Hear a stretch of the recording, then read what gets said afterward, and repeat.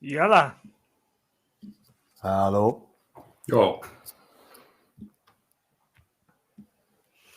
We're all good. Everything's working. yeah. Mm-hmm. Did we have the Greats in Thought bit? Yeah. I didn't hear anything. Okay, all right. All right, you want me to kick us off then, yeah? Yeah. Yeah. Okay, all right. So I just thought I'd begin with one of the sort of fundamental axioms of Mary Douglas's sort of research and investigations is that when we describe something as vile, or or avoid something because it's dirty, or because it's decayed, or because it's a pollutant, how much of that is based on a kind of like scientific know-how, a medical understanding, and how much of it is actually a kind of symbolic attempt at exorcism, at warding off some kind of like some curse or malediction in the thing that we describe or categorize as dirty, as filthy, as decayed. Now, I was just thinking about even like very everyday examples, like someone traipsing muddy boots into your house.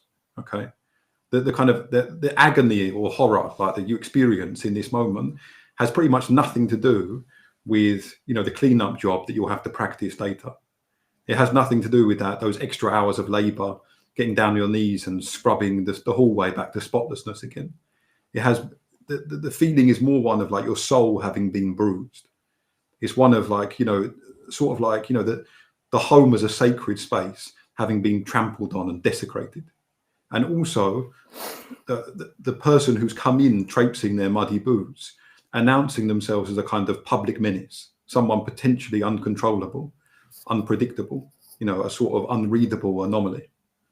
And I just thought of loads of other examples of this as well. Like the thing about if you see someone like ahead of you in the street and he just sort of like, takes a big nasty bit of phlegm to the back of his throat and sort of like launches, this sort of like mucousy spit over the other side of the street.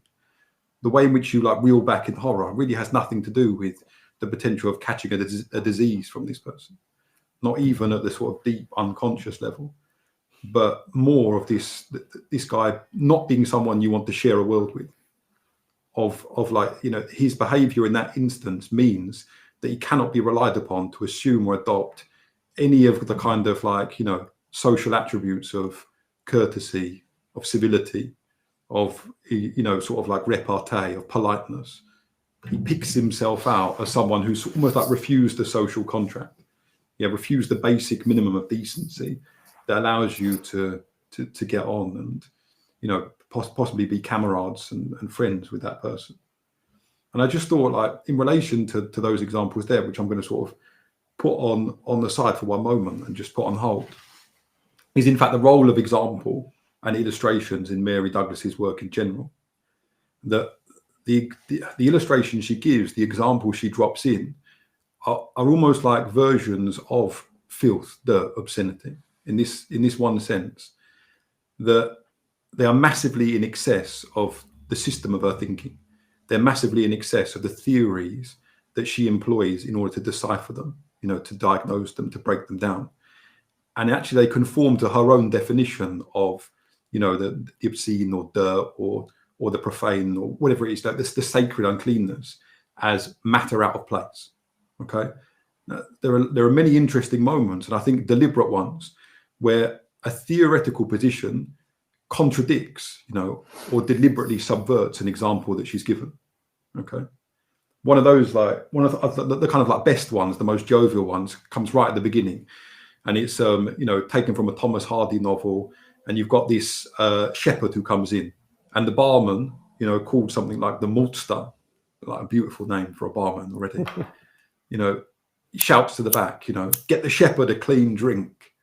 And the shepherd, kind of with like philosophical magnanimity, refuses this drink on the grounds that, he doesn't want to send someone off to do superfluous and futile work when there's so much meaningful, significant work to be done.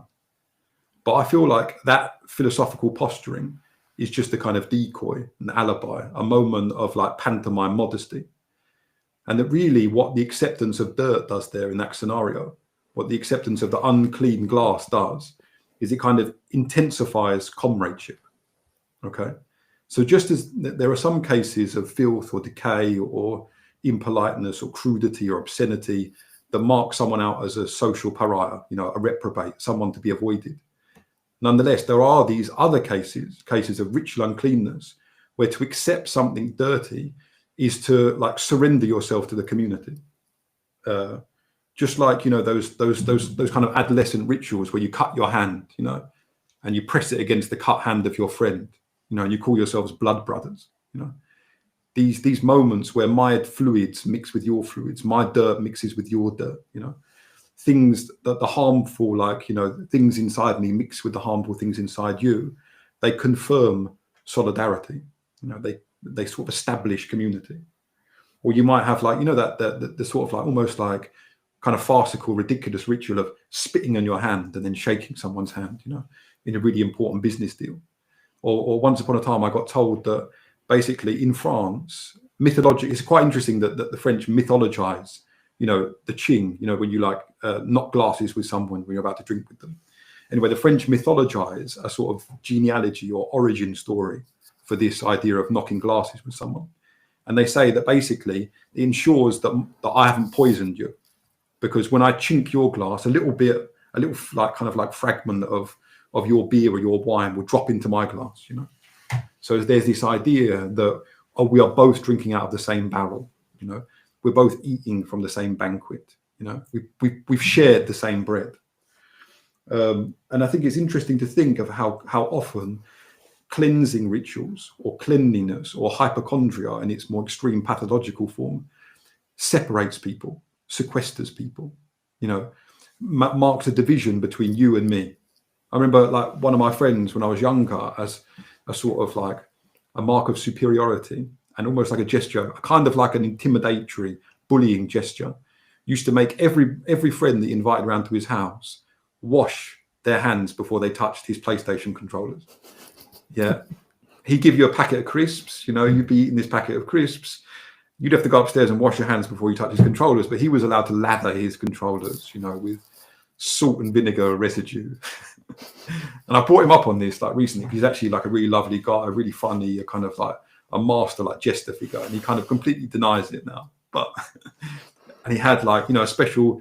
He must have been going through a strange stage in his life. He had a special biscuit tin for his biscuits and another biscuit tin for the biscuits he gave out to everybody else.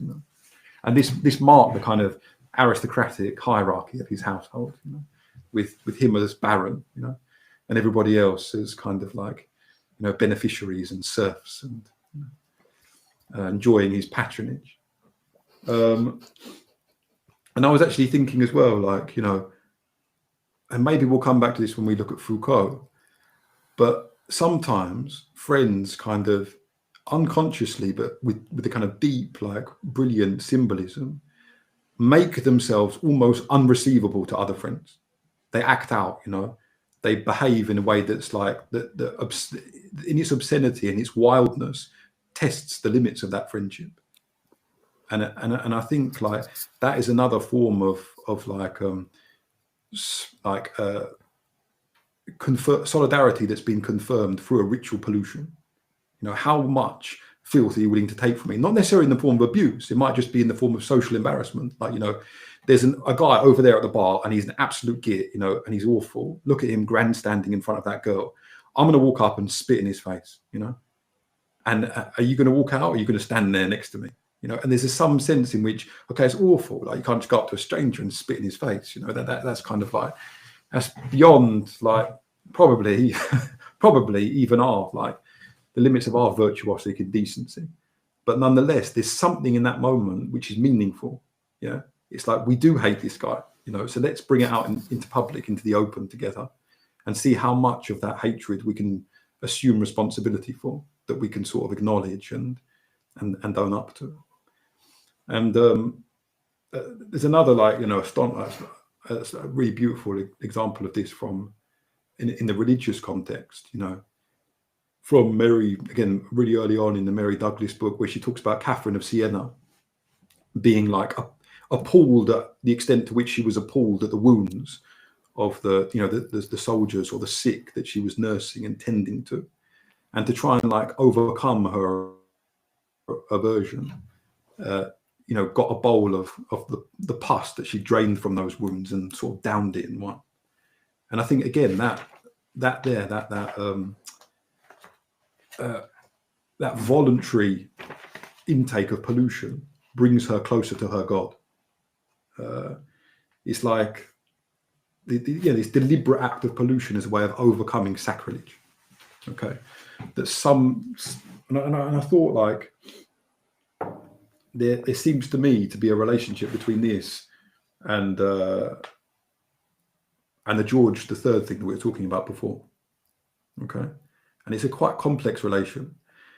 But what I thought is that if the aim of Catherine of Siena is to become close to her God, to prove herself as one of his deputies here on earth, and to therefore re-establish, recreate the hierarchical difference between the merely earthly and the worldly, on the one hand, in which that realm she inhabits when she's disgusted by these wounds, and then the holy, the sacred, on the other hand, the world she ascends to when she dismisses her disgust at these wounds through the ritualistic intake of pus, then there's something like this idea of, okay, all right, in this laboratory style setting of the asylum, okay, it's true that my sovereignty has been whitewashed, okay, it's true that I've been kind of like robbed of all splendor, and my claim to a certain kind of prowess and beauty has been stripped away from me.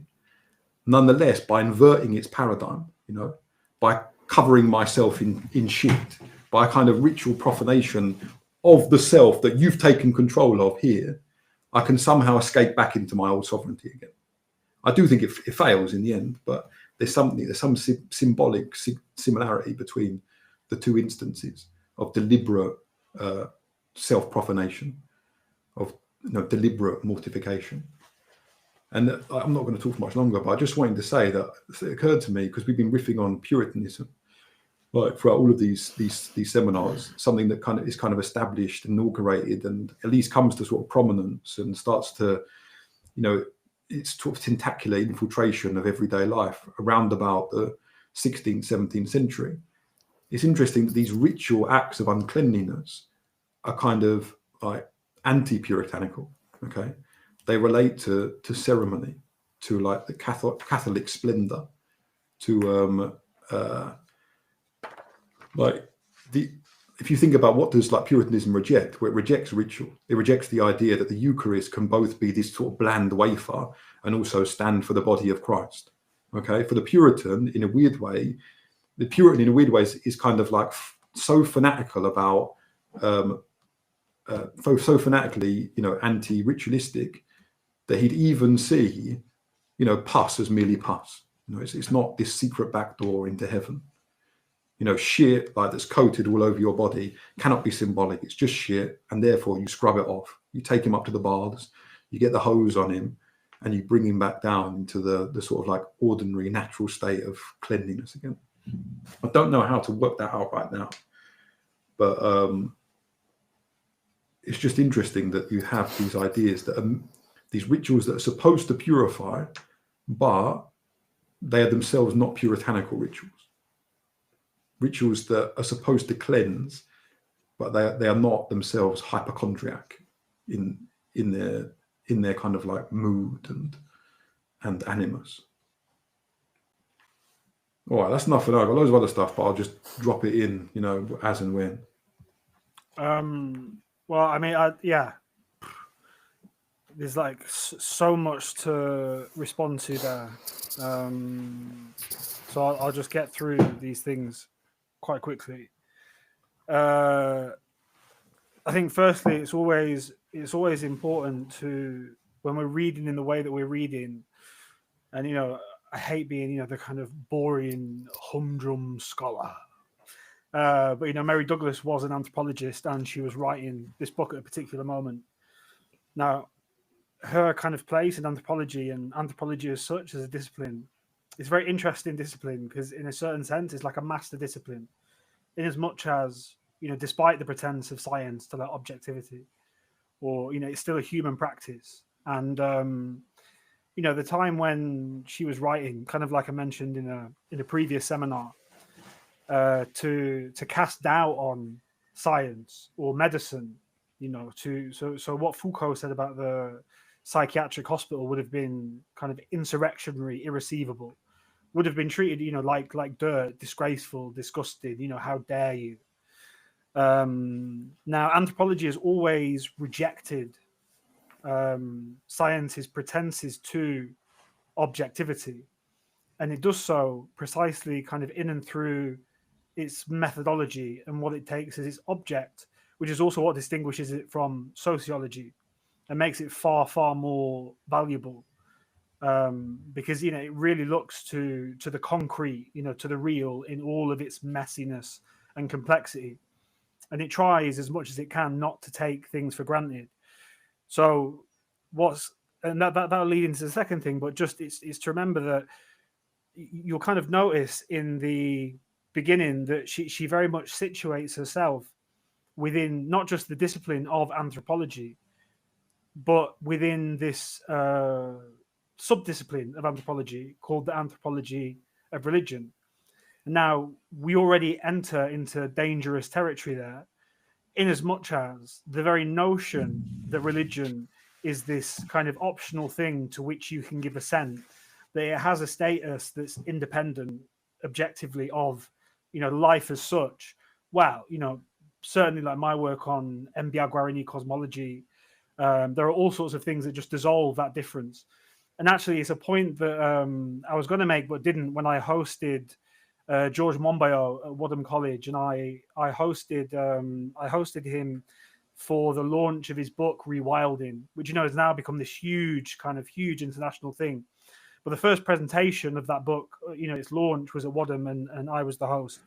And I remember thinking the way that he talks about nature, and I just thought, God, it's so Christian, this notion that nature is something other than us. That it involves all of these ideas of kind of dominion, of mastery, of so it's firstly that Mary Douglas is very much an anthropologist at a time when the discipline really kind of meant something and was really distinguishing itself against science, against numericization, against abstraction. I think that's something important to bear in mind. And then the notion of like an anthropology of religion is also kind of like problematic. But what's interesting, to kind of fold it back into Mary Douglas, is that the way in which anthropology rejects science is that it rejects precisely its purity, its cleanliness. It rejects precisely this notion of objectivity, that one can observe something without being in some way involved in it, that one's presence does not change the thing that is observed. This I think, particularly at this moment in anthropology, I think it's important to situate her within that context, because that's very much the context in which she's writing. And it comes up, it reminds me of Judith Butler in a sense. There's a certain kind of, I don't know, like a yearning to be accepted that sings through her writing, a yearning to be a great anthropologist. And I think that manifests itself importantly in the way that she kind of like brings up all of these, big names like Tyler, Radcliffe Brown, E. Evans Pritchard, whose work, Oracles and Witchcraft amongst the Azande, is definitely one that we're going to look at some point in Greats in Thought. Now that links to the second thing, which is about this because being situated such in anthropology, her kind of engagement with scientific notions of cleanliness and hygiene, that particular form of rationalization, which she does attack, but she doesn't attack it kind of vis-a-vis science, right? She kind of attacks it in and of itself. But we now know, I have a book there on my shelf that's a really brilliant one. The massive increase in hypoallergenic disorders, of asthma, of eczema, of which comes precisely from too much, what we would normatively consider cleanliness. Cleanliness kind of strips our body of the ability to have a kind of regular and normal interaction. Like, I don't know if you remember the guy, I won't mention his name, but on Northumberland Park, he was like an Eastern European guy, a bit of a character, teaching assistant. And he was like racist, but in a kind of, not serious way. And I was talking to him about this, that kids now, well, they get sick all the time because they're forbidden from dirt, and they're constantly kind of cleansed. They're constantly washed and they're constantly clean. So their immune system, at precisely that moment when it's so flexible, so versatile, so kind of, it's why kids get sick all the time, right? It's actually kind of learning, training, disciplining of a sense of their immune system. And he was like, yes, of course. Have you ever seen Gypsy with gold? And so the kind of her attack on science is almost incidental, but it comes from this, I think, yearning for her, and maybe a sense of her greatness, and she wants to be, and now, undoubtedly is one of those anthropological greats. So the other thing that I think you kind of, made questions about certain things. And again, there's someone else that we're going to come to, Baudrillard, in Symbolic Exchange and Death. And so, he talks about the way in which so many of the things that we find disgusting are fundamentally to do with modernism. God is dead, with the confrontation of our own mortality. So if you take a different anthropological example, which would be the work of one of my lecturers, the very charismatic and handsome Dimitri Sinchalonis. I mean, honestly, like his anthropology first lecture, like, you could hear the seats squeaking as the girls slid off, it's like this handsome, kind of robust, bearded, slightly scruffy Greek guy. I mean, I wonder what happened to his lectures actually in the age of political correctness, because he would talk about the Siddhanta Raja as this, provocative kind of shock of the unknown. And, be like, hello, my name is Dimitri. Welcome to Anthropology 1A. And he'd do it. He'd be standing in the audience. He'd walk down. And then he'd find that someone in the audience. He'd be like, would you like to drink my semen? And this every time, like, because I went to it like 3 times, it's always kind of the same, right? You've got to be like shocked, like not knowing what to do. Be like, did you not understand what I asked of you? Would you like to drink my semen? And then there's this kind of like pause, collective gasp from the audience. It's like, ha, you see, she's upset, but she does not throw her book at me. Why? And then he uses this as a springboard to launch into the discussion of this group called the Siddhanta Raja. Now, they're true materialists, right? So they really believe that there is no life after death, that there is no God. And so for them, everything about the body is sacred. So when you take a shit, when you go for a piss, when you have your hair cut, there are all sorts of rituals. And when you go into a Siddhanta Raja household, they have like all of the dead kind of like preserved and stored in like a storeroom.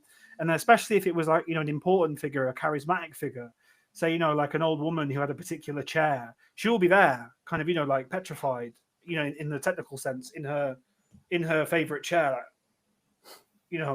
embalmed as a corpse. Now we have never resolved this problem, right? Which is why modernism was this kind of vertigo, and this facing of the abyss. And so Baudrillard talks about the reasons why. I mean, why a bathroom's white?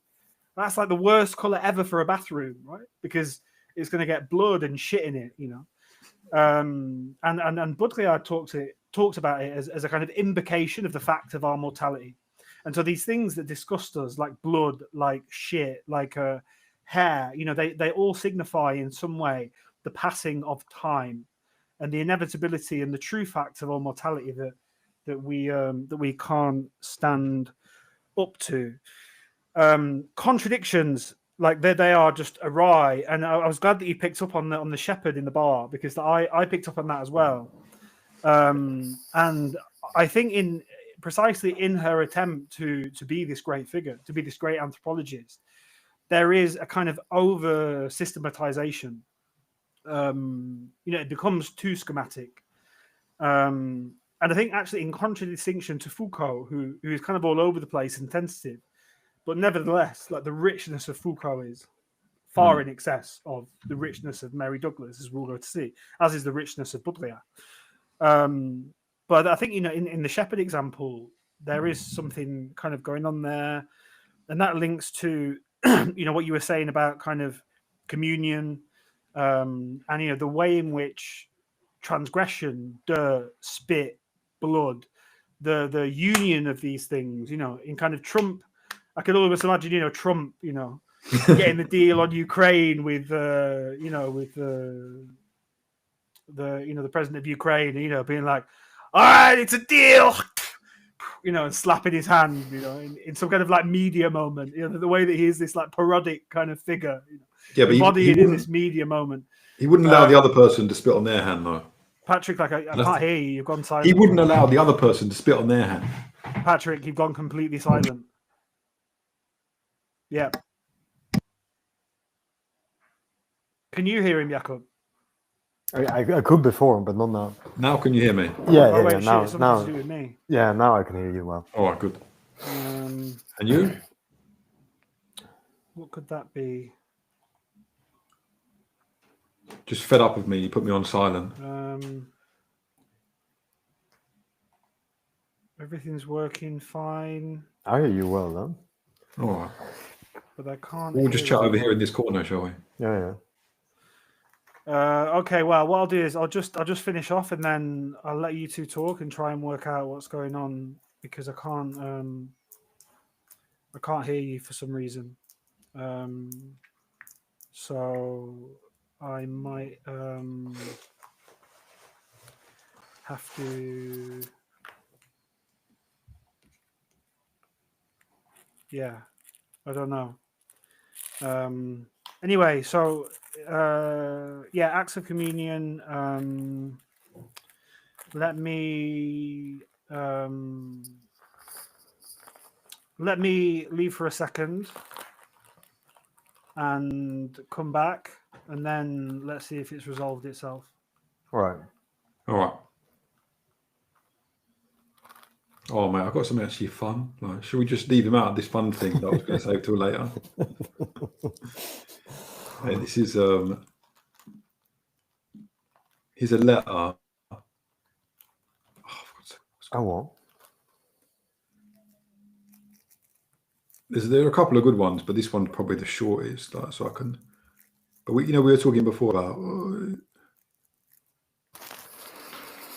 this idea of ritual pollution as being a form, providing like the conditions for an intensified intimacy. So we had Catherine of Siena's, ascension into the sort of like, amongst the chosen people of God. And we had, the whatever it is, the shepherd refusing the clean cup as a gesture of solidarity, almost like, I'm a member of your community. I don't mind drinking out the same glass as you, and he talks about, I don't know, something like, it's not real dirt. There's this idea that you don't constitute a kind of like cursed, polluting, entity for me. And I thought of like the context of like relationships as well, and how like fundamentally sex in relationships differs massively from differs in some crucial way from one night stands, in that moments of degradation, moments of like mortification, moments like deliberate shame and embarrassment take on a quality of tenderness in a way. Okay, so I thought of I remember ages ago reading the letters that James Joyce sent to his wife, and I think they capture this way in which a complete surrender to a filthy language can actually communicate a kind of deep affection. Are you back with us, Luke?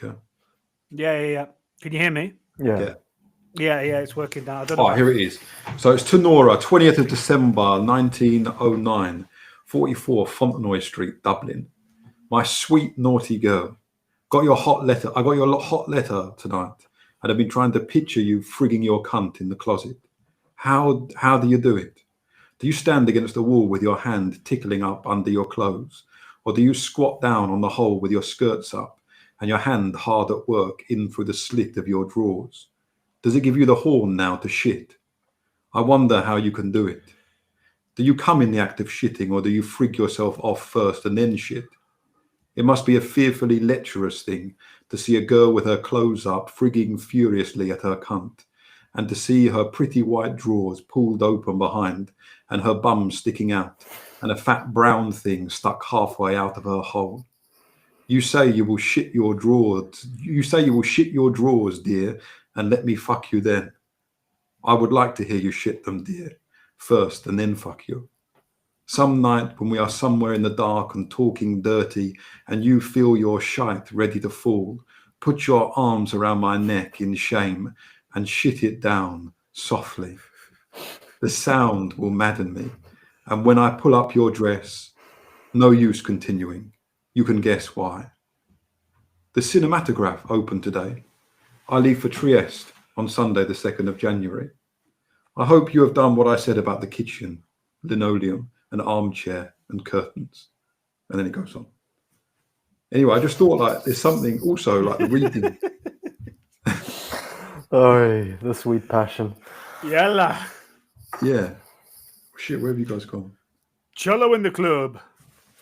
Yeah, no, just this kind of like complete outrageous lewdness and lecherousness, but as expressing a sort of like affection, because he's not trying to like dress it. There is a kind of beauty and lyricism to the writing, actually. You know, there's a way in which it comes kind of trippingly off the tongue, which shows his sort of like mastering control of prose.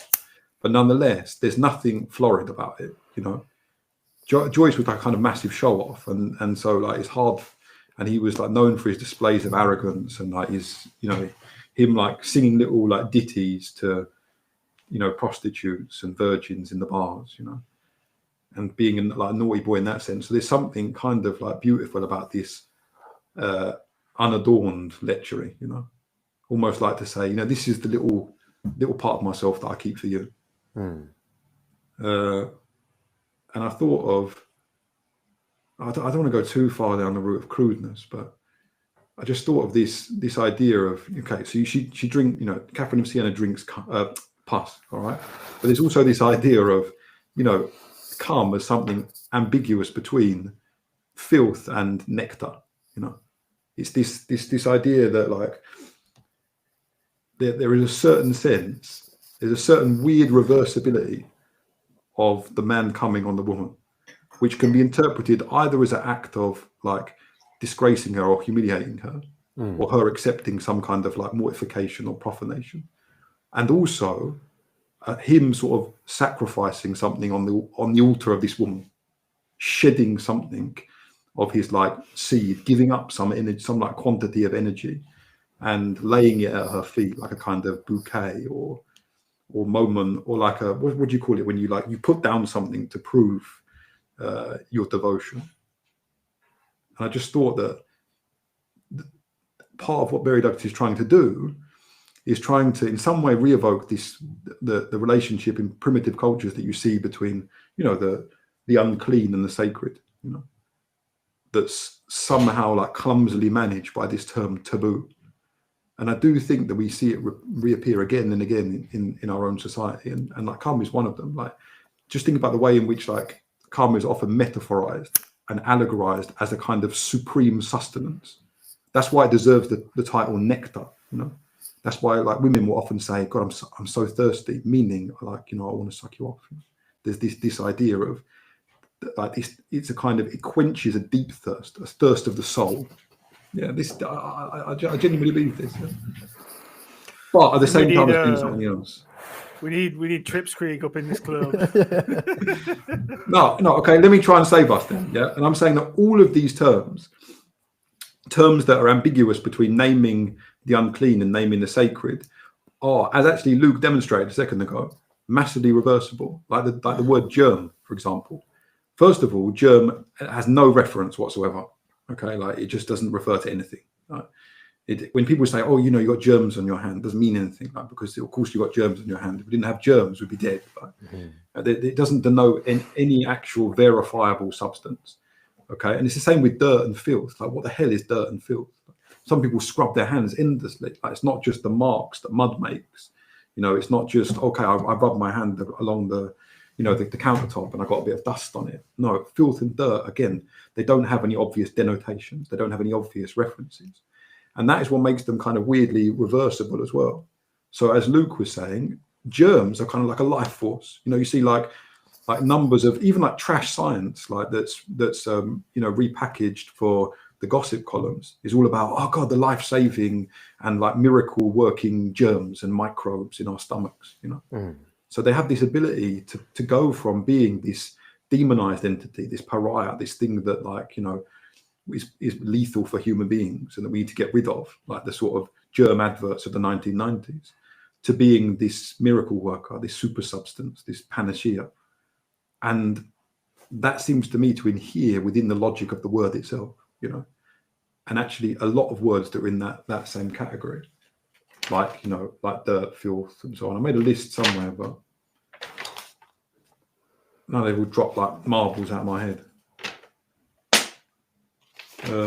But anyway, that's enough. Like that's enough of those words. You get the kind of point that I'm making.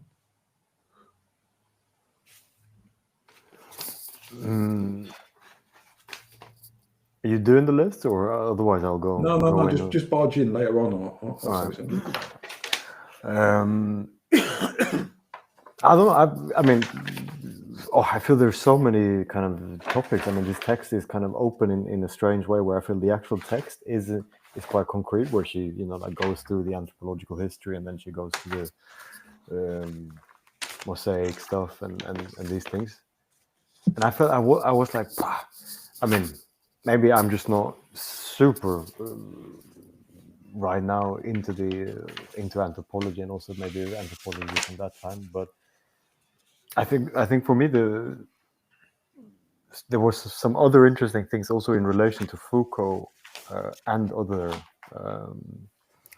areas that I thought was interesting. And I thought basically, I don't know if she continues this in the book, and that's going to be interesting to see as well. But like all these things that she does, like with ambiguity, certainty, and kind of purity, danger.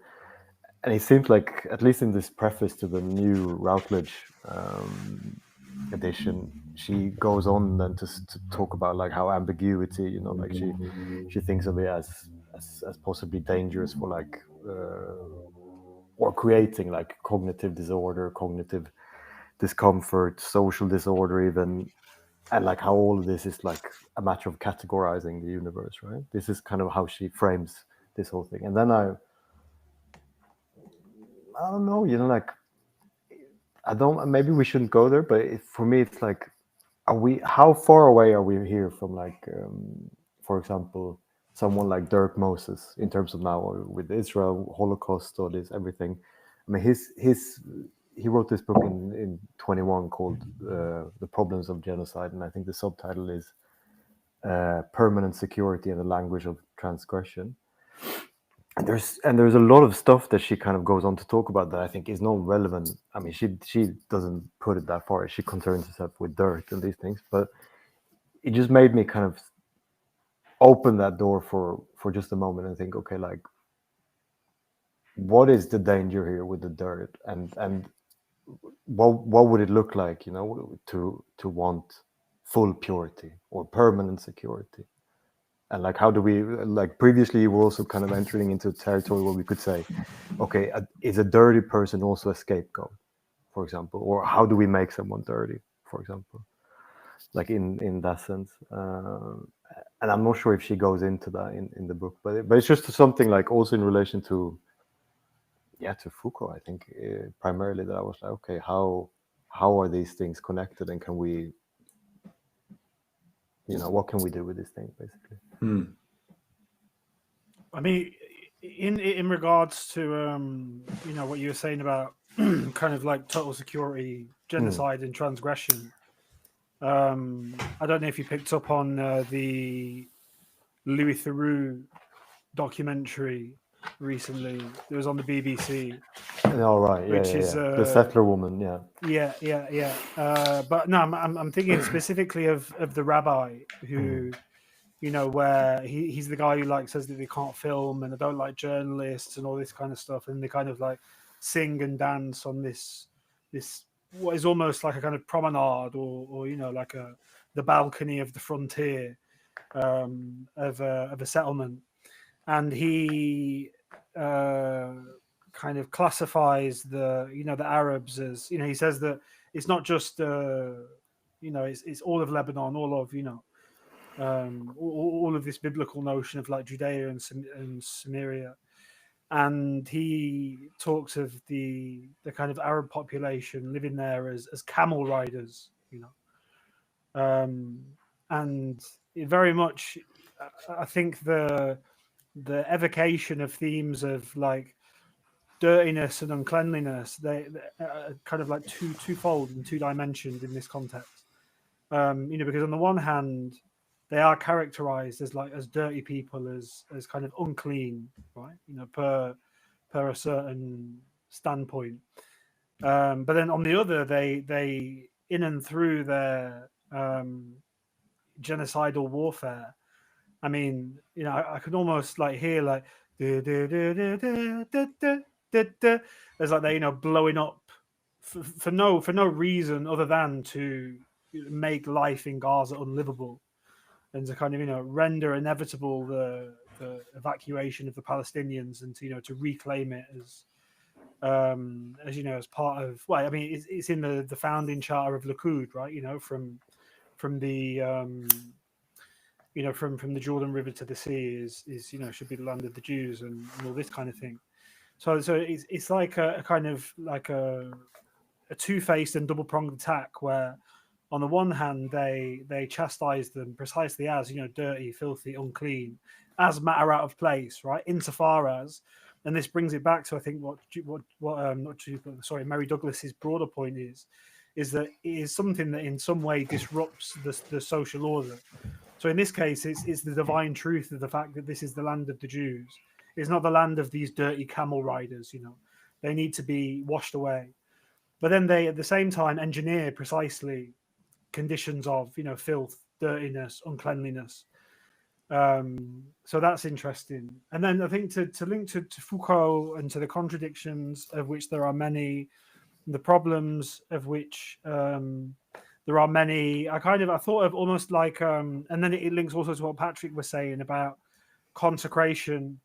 And then of course there's transgression, right, which links to like Desard, Bataille, you know, pleasure comes precisely from like transgression and reversibility. And I almost thought of this thing as the kind of ubat, right? Like you just take taboo, turn it, you know, the other way around and call it the ubat. And it's where the taboo and its breach can take on, well, you know, at least these two dimensions, one of consecration and union. You know, it takes like the form of like a ritual act of depersonalization. And if you think of those acts, what's interesting, actually, just thinking about it now, if you think of these acts like making a deal, like becoming blood brothers, well, what do those acts consecrate? Well, they are kind of an asocial act. They are against society. You know, we are blood brothers.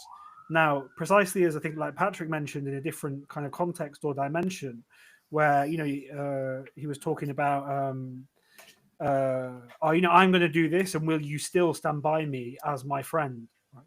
It's precisely a kind of question or manifestation, constitution, consecration of something that makes something outside of society. And perhaps then there is also this link with transgression and love, in the sense that Bataille, in his work on transgression, he talks about love as this like unfathomable universal category that he can't make any sense of. Right?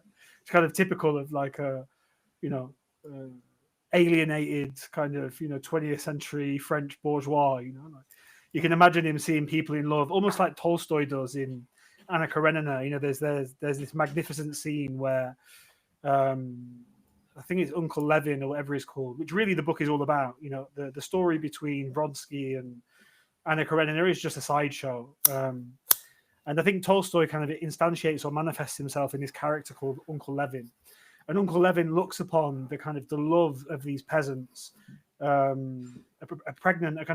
woman in the early but yet visible stages of pregnancy, and her husband or her lover, and they're loading hay onto a cart. And it's something that I've kind of experienced personally, in the sense of like resentment or regret from a kind of alienated bourgeois person. And funnily enough, it concerned exactly the same issues. And so maybe the transgression that exists between the couple, like the spitting on one hands that consecrates the deal, right? I mean, if you think that the marketplace and the agora were the same place, they were kind of outside of society. You know, so like a deal is something, though they're not in our kind of contemporary stage of neoliberalism, but at least until quite recently, you know, a deal is something that almost takes part outside of society, you know, outside of the rule. It's kind of against society and consecrates something that is beyond or other. And similarly with the acts of transgression that are characteristic of sex, well, of course, these have been banalized, ad extremis, like the kind of like beautiful and I don't know, kind of almost crushing vulgarity of that passage from Joyce. I think, you said it was Joyce. Now is utterly banal, just click on OnlyFans, subscribe, log in, pay 10 quid. And that stuff is just right there, kind of on the menu. And yet still, that passage from Joyce has this potential to like provoke and to shock in a way that the actual act itself, the actual presence of a woman, I don't know, like leant against the doorpost, fingering her cunt in Joyce's terms, is completely and utterly banal. Which is why I think the I don't know. I was looking at this thing about sex trafficking and Instagram workers and kind of room movement and how there's this steady kind of like boiling the frog gradation where at first they're just sexy women, they talk to the guys and then they say, oh well, but like if you fuck this guy you'll make like $5,000 or something. And I think I've mentioned this to Jakob before, definitely to one of you, maybe even in one of the previous seminars, where you have these rich Arabs, specifically, from the Emirate states, and they're paying incredible amounts of money to fly these beautiful women over, sourced in, whatever kind of nefarious and manipulative ways you can imagine. And then they house them in, like on some beautiful private island in the Pacific. And then they get a woman to like eat and then shit, and then another woman to eat that woman's shit, and then for her to shit out, and then to make the original woman whose shit the second woman ate, like re-eat her shit. And there are all sorts of these like kind of like wild, crazy, like ad extremis kind of forms of transgression. And I think that's precisely because of the banalization of what comes across with such force and vulgarity in Joyce, which then I think speaks to the power of the text, vis-a-vis the image. The text still has, like Foucault's introduction to Discipline and Punish is far more provocative and far more shocking than I think, and far more kind of visceral and immediate in a way than the equivalent thing that could be depicted in cinema. And then to kind of to talk about, I think this reversibility is something that we'll come on to later in Foucault, but when he talks about the reversibility of power, and I think like taboo is something that it's not as Mary Douglas kind of hints at its aleatory nature, but I think it's much more than that. I think it has like a life of its own, and it can turn up in the most unexpected places, and it can always be reversed, which is just like what the shepherd does when he kind of refuses the cleanliness, for whatever reasons. Like I haven't quite simmered down that particular moment, but I think it's a vital one. I think it's one that she does kind of like misread or at least underestimate in its potency. Like it's a kind of thin, light, surface level reading. But yeah, I mean, I think maybe the transgression side that she misses out on is like an obvious one, but maybe this kind of this way in which taboo has a kind of agency in and of itself, and it's reversible, and it's also something that's playful. That how Patrick might put it in regards to power is mercurial, is versatile. It can be transfigured, reversed, repurposed, remolded, and it can appear in places that you'd kind of never expected. I think that was one of the major limitations of her account that at least that I picked up on. Yeah, no, that is interesting. Yeah, I've got a couple of things to say. One of which I'm going to go right back to the beginning and your points, like following up on what Jakob said about, genocide as a form of like, hyper cleanliness and hypochondria, And actually, one of the interesting things that Jakob was saying, and I think, I don't know whether genocide can be included under this, like, within this like theoretical space, when Jakob talked about how ambiguity produced a kind of cognitive dissonance or disturbance. Yeah. So then, isn't it true though that what happens in and through genocide, and like exactly as Luke is saying, when you have all these like rhetorical terms that kind of function as alibis or excuses or ideological underpinnings for genocide, like they're mere camel riders or whatever the word was, whatever it is, a land without people for a people without a land. You know, all these slogans and bits of sort of like moral publicity that are sort of like installed in order to be able to make genocide seem like something else. Okay. Now I thought make genocide great again. There you go. Yeah. So, in order to be able to practice that kind of like ruthless eugenicist cleanup, you have to institute a sort of hierarchy almost of the races. So that in order to say something like, you know, a land without a people for a people without a land, about a land which is full of people, you have already to be robbing those people of their peoplehood, their humanity. To basically saying, okay, those people that live there now are just creatures there, or they're vermin or something, or for some reason or another they don't count. You know, the kind of like archetypal and epitomizing instance of this, of course, like the Nazi racial hierarchy. You know, and there was actually like obviously everyone knows the Aryans at the top, you know, the Jews at the bottom.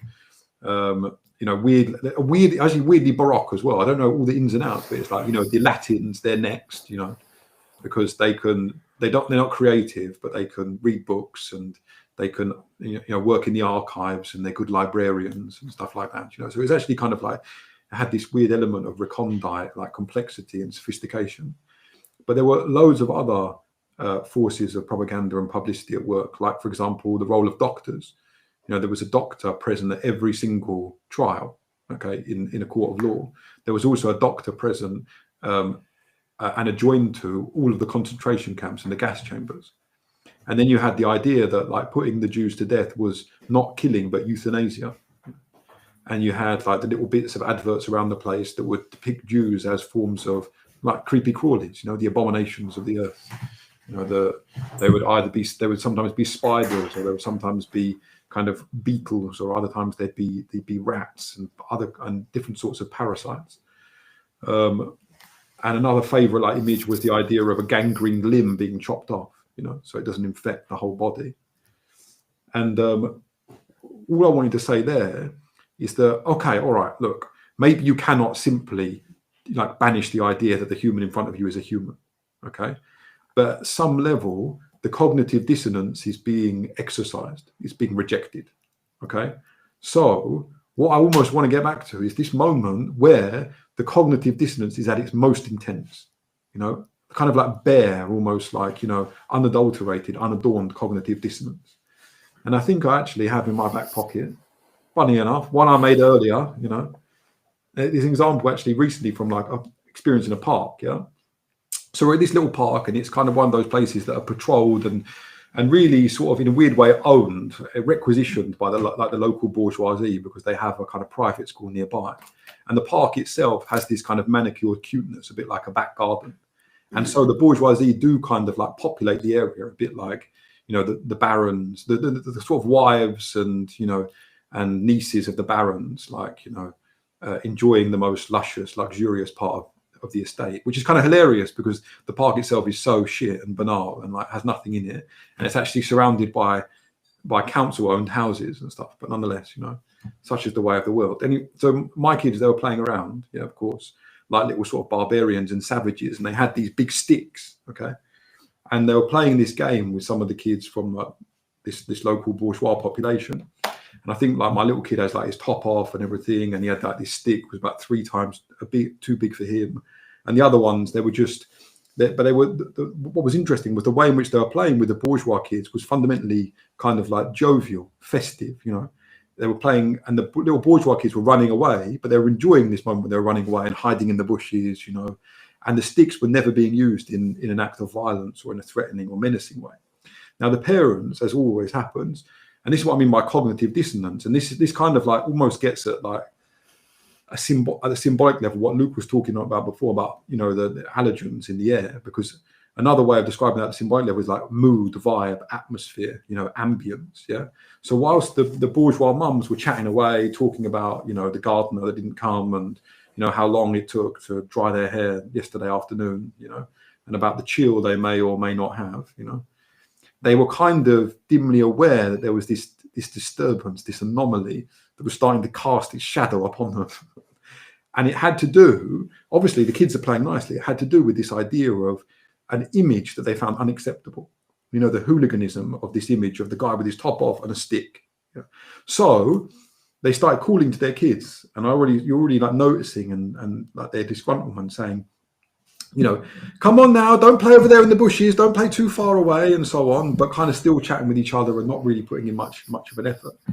And what was interesting about this, they were talking, but their talking kind of was becoming theatricalized, more exaggerated, frantic and restless in proportion to the disturbance they're refusing to acknowledge. So they'd be like getting up, doing all these gestures, and every now and again they'd make this shout out to one of their kids and so on.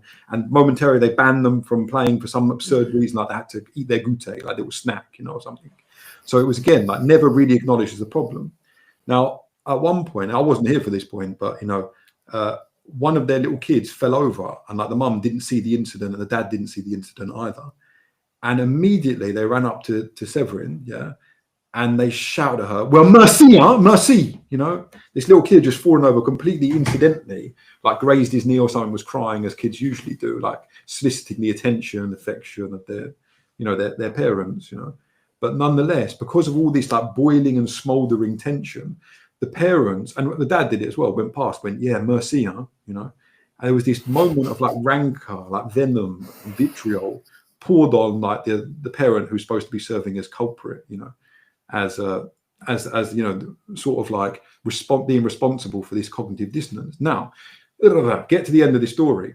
The difference between this and the genocidal situation seems to be, and the reason why seriously, like, you know, in terms of hypochondria, yeah, no, seriously, like, you know, go on. Like, I agree with the idea that, you know, subjecting kids to military drills, you know, for 7, 8, 9 years of their life, you know, when they could be enjoying poetry in a festive, carnivalesque, joyous way, constitutes a kind of mutilation, abuse, you know, and like cruelty that's like not being measured or understood, like, and we dare not measure it, we dare not understand it. Like, and I also agree that this kind of stuff here is murderous. Like the idea that your kids can't frolic and play with like someone just beneath you in the social class, you know, and they can't like run around in this spontaneous game just because it kind of annoys you a little bit, and I find it a bit weird or unusual, and I don't like it. You know, it has the same kind of hypochondria in it, that same kind of like totalitarian mentality, but in a higher form. If you've got more equipment, more weapons, you know, may lead you into genocidal acts, you know, based on, you know, racial principles or religious differences. Anyway, the difference, though, I think, is either because of the fragility of their situation or whatever it is, they notice something that they cannot fully reject in those kids running around with the sticks. There's some quality, like we were talking about before, some sovereign quality, some quality of exuberance, some quality of play, of like almost like virtuosic creativity, that they do in some way want for their kids. They just don't want other kids to have it, and they don't quite want it to have this kind of wild form. You know, they don't want it to be quite so savage. But if they could kind of harness that and control it and just give it to their kids and not allow other kids to have it, then they'd want it, you know. So that's where the cognitive dissonance comes from, this inability to be able to say whether something is good or bad, you know, right or wrong, you know, devitalizing or exuberant. And yeah, and I don't know if I want to start riffing on the question of slime now, but it does seem to, like, you know, in those, maybe I'll come back to it a bit later, and I'll just kind of leave the thing that I've just said to settle. That yeah, well, that's all I've got to say, really, actually. Fuck, what was I thinking? Luke, do you have anything? There was something, but maybe I'll catch it. Just to be on the rack of what disturbs us, to be on the rack of this contradiction. I think in the, you know, in the French context, you know, we've spoken a lot about it, and I think this is what surfaces in the French obsession with transgression, is because, you know, the limits of my language are the limits of my world, and the French world and the French language are kind of both massively reduced and hugely overdetermined. I mean, even like trees in parks have like protective barriers around them. Like parks in France, I mean, I'm thinking of like the Jardin de Luxembourg, or the park that's kind of opposite the Louvre. And then they even the kind of areas for relaxation are are either not relaxing at all. I mean, the worst benches in the world are Parisian benches. You know, they're kind of like at a right angle. They're really uncomfortable generally to sit on. Yeah, in the park opposite the Louvre, there's this like concession to leisure. So they have these kind of like lounge chairs that like are quite nice. But I think there's like a profound relationship between intense social overdetermination that at the same time takes a kind of reduction, and what that results in is some kind of hyper compression of energy that then manifests itself, you know, that has to be kind of expelled or gotten rid of in some way. So, you know, that could take the form of you know, the overdetermination and reductivism that is inherent in any form of evangelism, which like Orthodox Judaism is certainly like a form of evangelism that both bears these characteristics of overdetermination and reduction. And then also, you know, in French kind of culture, you know, where there is a huge kind of reduction. Like the French are, I remember being there as a writer, and there was both like a kind of like a curiosity and a certain luster and grandeur that I was afforded. You know, je suis écrivain. Ah, vous êtes écrivain de quel type? Écrivez-vous des romans? You know, like this kind of like furtive excitement. But then at the same time, yeah, I'd sit down with, you know, a group of French friends who were all very much like part of the cultural bourgeoisie, and they would be like really embarrassed, you know, because I'd be wanting to talk to them about, you know, about like Balzac and Flaubert and Derrida and Foucault and Baudrillard and Sartre and de Beauvoir, and you know, they kind of they were like trapped in this way because they were like, oh wow, you know what, yeah, you know, this is what we're all about, you know. We're French, you know. We're the cultural capital of the world. This is Paris. You know, this is what it should be. But then on the other hand, they were like, oh, and then some of them, it happened to me a few times, would kind of embarrassedly be like, oh well, you know, we don't we read that kind of stuff in school. You know, it's not. And so yes, I think there is a certain kind of compression. And then it manifests itself as an outburst, and that outburst, you know, can take on the proportions of that or dimensions of genocide. It can take the proportions or dimensions of, you know, more, well, I mean, you know, more or less severe everyday violence, or you know, kind of aggression of the kind that Patrick talks about. But I think it's a question of energy. It's a question of the compression of that energy, and then that energy in some way has to be expelled or released. And it reminds me, of course, you know, the guy who started this whole kind of, you know, ding dong about energy, and you know the bataille takes on in a big way was of course Wilhelm Reich. And it's funny because it brings up precisely these themes of cleanliness that Mary Douglas talks about. So, you know, it's in this book called Listen, Little Man, and it's his kind of angry rant against the world. I mean, it's a magnificent work. And he says, you know, our society wants its geniuses. Yes, it loves them. It wants those clean and well-heeled geniuses, the kind that we can parade down the streets without embarrassment. And I think, again, it speaks to this. So firstly, genius, I think genius is something that's overdetermined. You know, I see genius every day, and especially in children. You know, children are kind of like innate geniuses. Even the most like dull, you know, kind of moronic, club-like child has moments of like spectacular wisdom, you know. And we have this overdetermination of genius as object, right? So it becomes this heavy thing, you know, like, oh, he's a genius, they're a genius. Whereas I think genius is kind of like, you know, genius is everywhere, you know. I think that's in itself a form of capture, no? But you know, so what Reich is saying is that, again, through the overdetermination of the object, well, there is this thing, right? Because genius necessarily is outside of the norm. It's outside. It's not de rigueur. It's not common. It's not normal. It's not ordinary. It's not everyday. Although, you know, I would argue that it is. But in its kind of overdetermined social state, certainly it's not.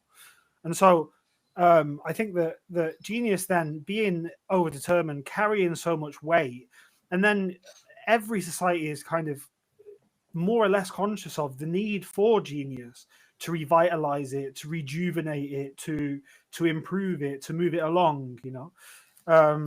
in a very banal, and probably incorrect way. There is the young woman's, often, or at least like popular affection for the bad boy, right? Well, in a again, like it's reductive, and I'm apologizing for myself, but it kind of fits with the analysis, so I'll run with it. Well, you can explain that in a very kind of like crass contemporary evolutionary way, in which, well, what is the bad boy? Well, he's the one who defies the rules, and therefore kind of makes survival more society, because the more ossified and the more I mean, this is like Boyle's fourth law of thermodynamics, right? Which is that positivity is entropic. So basically, the Boyle's kind of what Boyle's talking about is that any kind of system, it comes from nothingness, and so into nothing. Well, from nothingness and chaos, and into nothingness and chaos, it will inevitably at some point disperse, dissolve.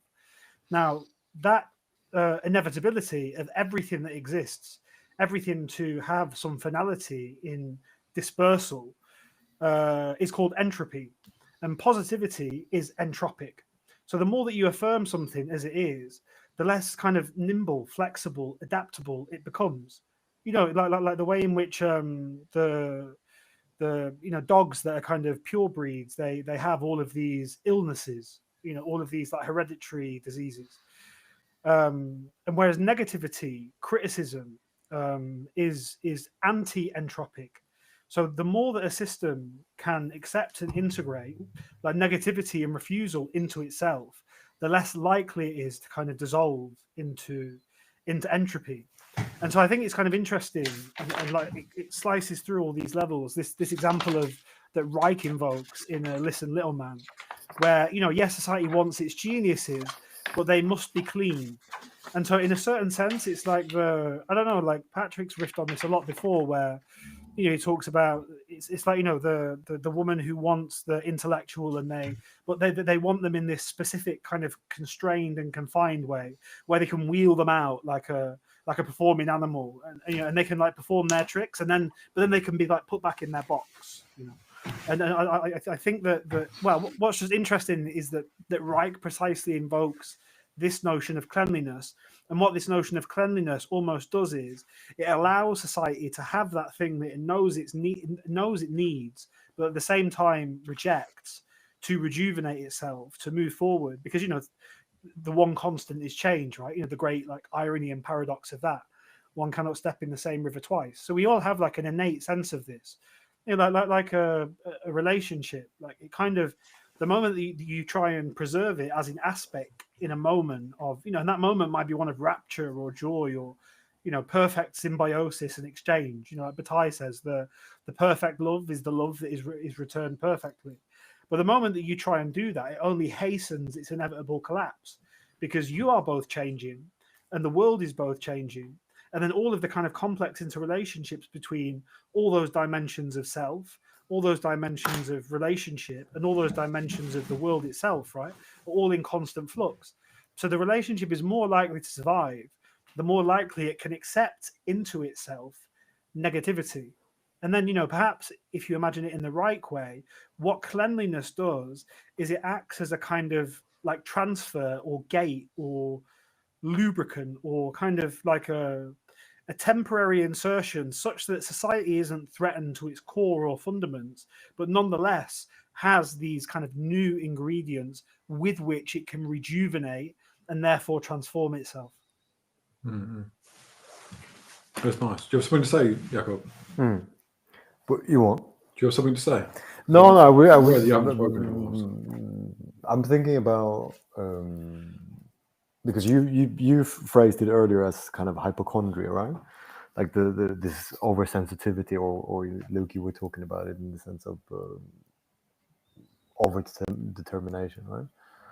But it's interesting. I mean, I don't know if we should, I don't think maybe we should make Mary Douglas prescriptive in that way here. But it's interesting to think of, okay, but if the condition is hypochondria, well, then what is the normal state, right? And is that what you're talking about, Luke? Like in a sense where you can, like, how much then either negativity or dirt can be accepted or metabolized by the system, and what is what becomes the kind of I don't know, homeostasis of that system or of that culture. But I'm also thinking about, I mean, at some point, Mary Douglas, I think in the same like Routledge preface, she goes on to say kind of how she thought that all of these things, like the categorization was conservative in the sense that, you know, like, well, we shape all these norms and the categories, and then we act upon memory and the past.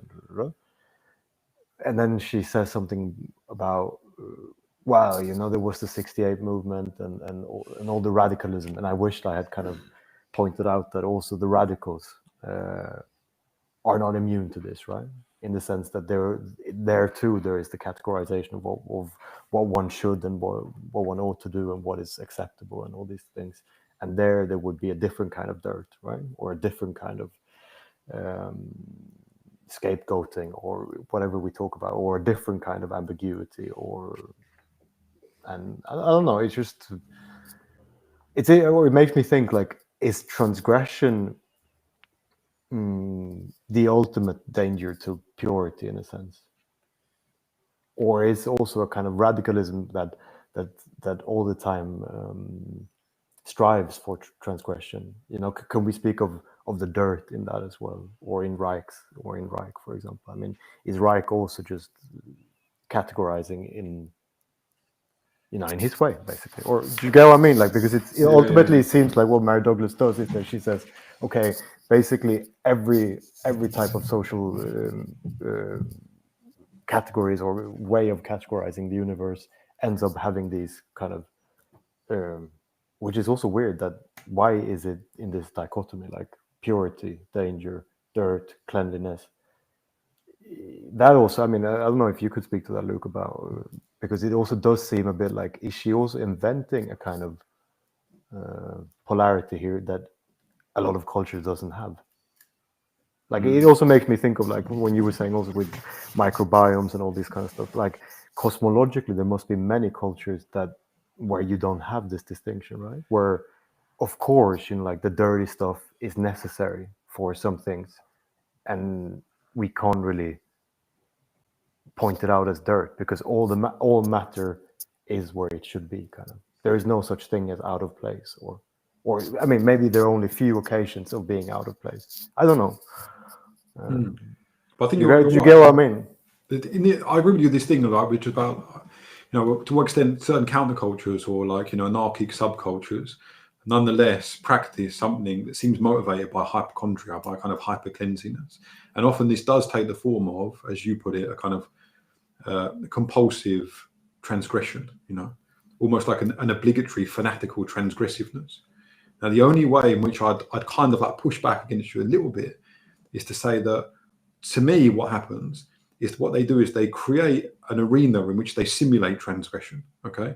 And within that arena, which is often exists in kind of parallel to society as it actually is, you know, almost like, you know, nothing that happens in the nursery really has any consequence. Well, these people build themselves little social nurseries, okay, in which they're able to kind of flirt with transgression, or, as, like, you know, Baudrillard says, repeat basically transgressions that were meaningful, like kind of valid, and had a kind of rambunctious energy in them 40 years ago, but now they're won battles, you know. So you stage, like those people who reenact, you know, medieval battles, you know, on the, you know, the common next door, you know, you stage these old, like, social political revolts, but in your kind of like bourgeois back garden, you know, this kind of thing.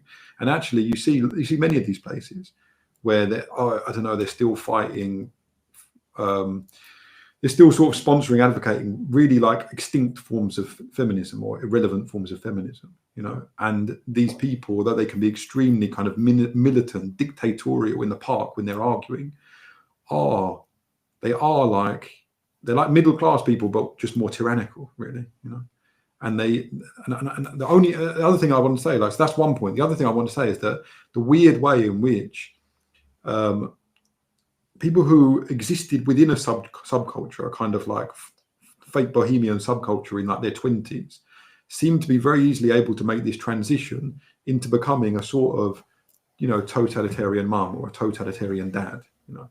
And so what they do is they they inherit or they adopt certain policies of that subculture. Let's say like ecology, all right, ecological concerns, or certain that, and they adopt those, but in a radically different way, where they function as alibis for them exerting a kind of extreme control over their children, i.e. just intensifying the already suffocating environment of the kind of domestic sphere.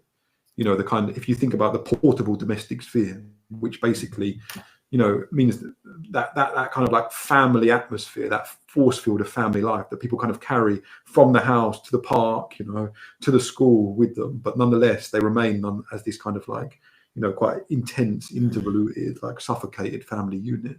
So like there are like mothers I know that will be like, oh no, sorry, you can't give my kid sweets, or because that sweet actually, comes from this particular factory, and this particular factory have been known for like the abuse of animal rights and so on, like, and it's like, okay, in a way there's truth to what you're saying, yeah, and the kind of validity, but you just fucked up the whole relationship between your kid and any other kid. Like, it's not worth it. That's like this moment of festivity when my kid's quite bundled up and he's like, yeah, you have a sweet, you have a sweet, you have a sweet, and you've just said, no, you can't have a sweet, sorry, and actually we're going home right now, because he's, we're going to a kind of, I don't know, a meeting at the local Green Society or something, and you just think like, and to me it's so obvious that ecology is not really the main concern here, that some ecology is now being used to allow for the imposition of a power dynamic,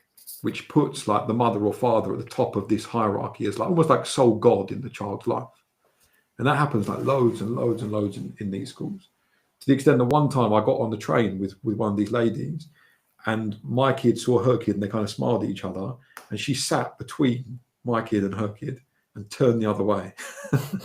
I mean, they're in the same class. So she actually provided this physical barrier, stopping her kid from being polluted by, whatever it is, the rapscallions of the local neighborhood. Like, who is he going to consort with then? Who are going to be his? Well, I just turned on some light, but do continue. Yeah, so yeah, they're the kind of two things that I've got to say about that.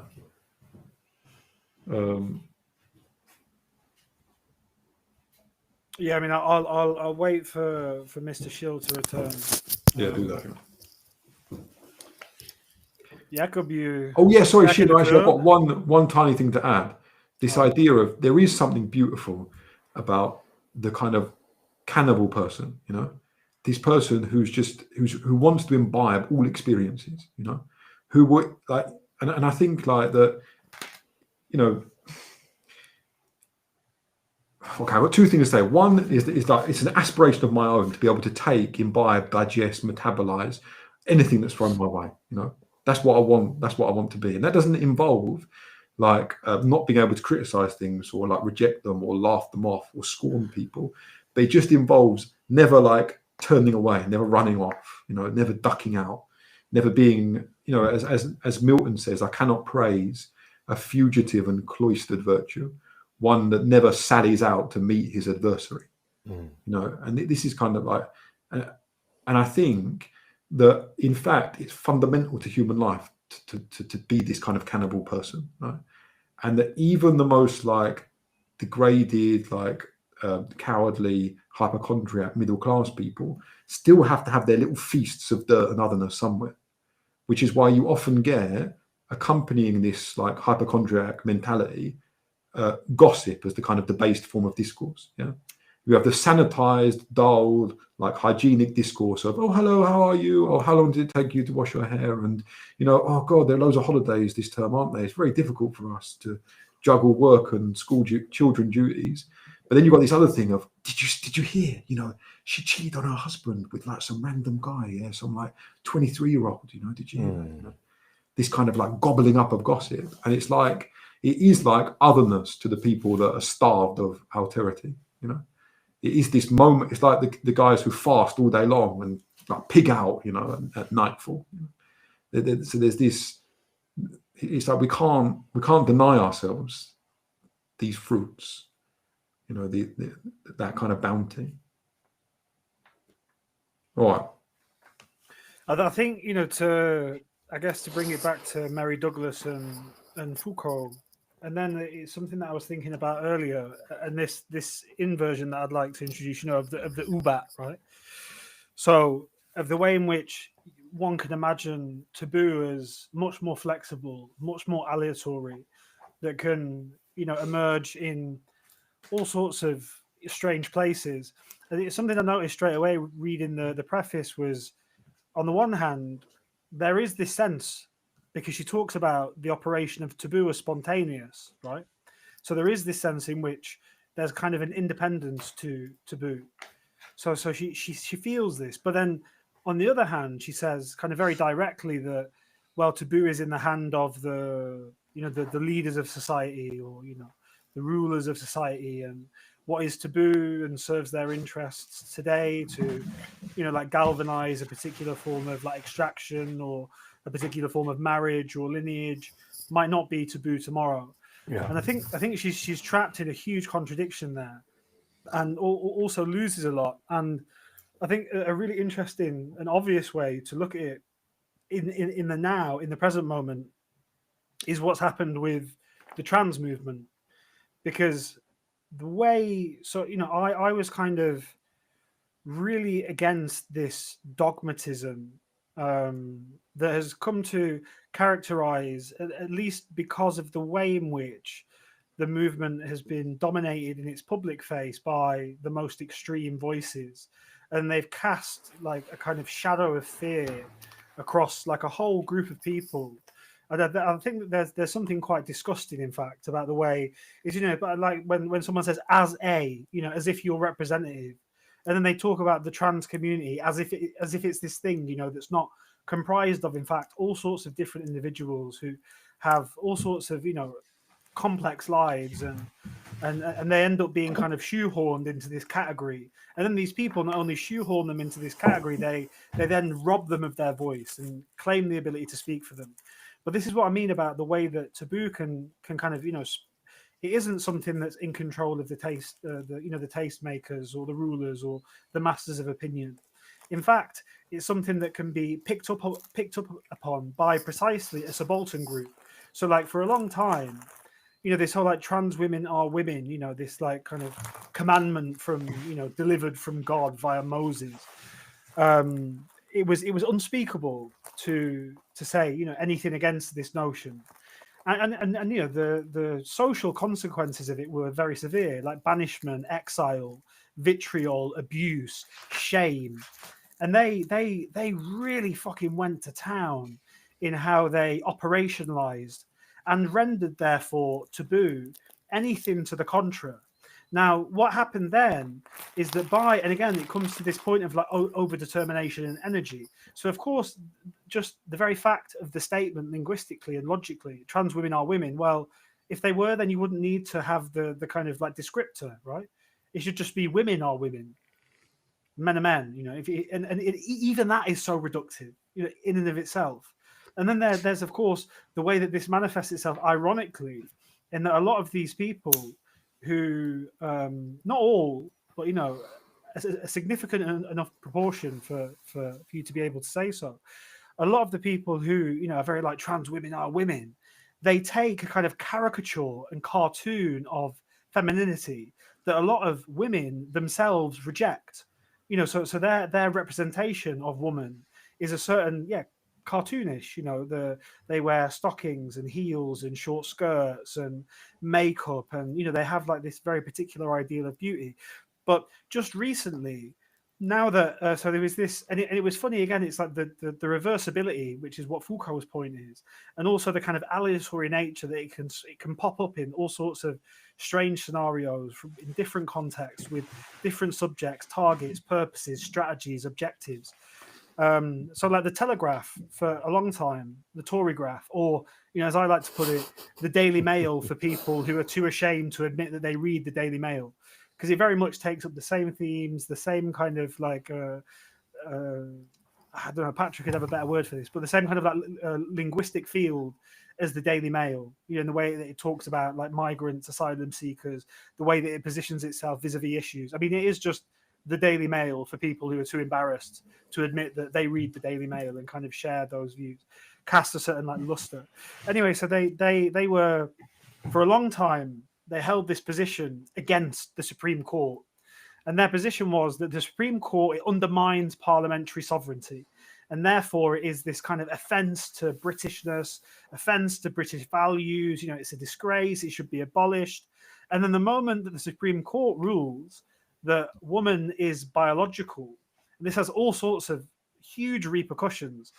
But the moment that the Supreme Court rules this, all of a sudden, the Supreme Court has been transfigured into this great and august British institution, and how proud we should be to live in a nation of the rule of law.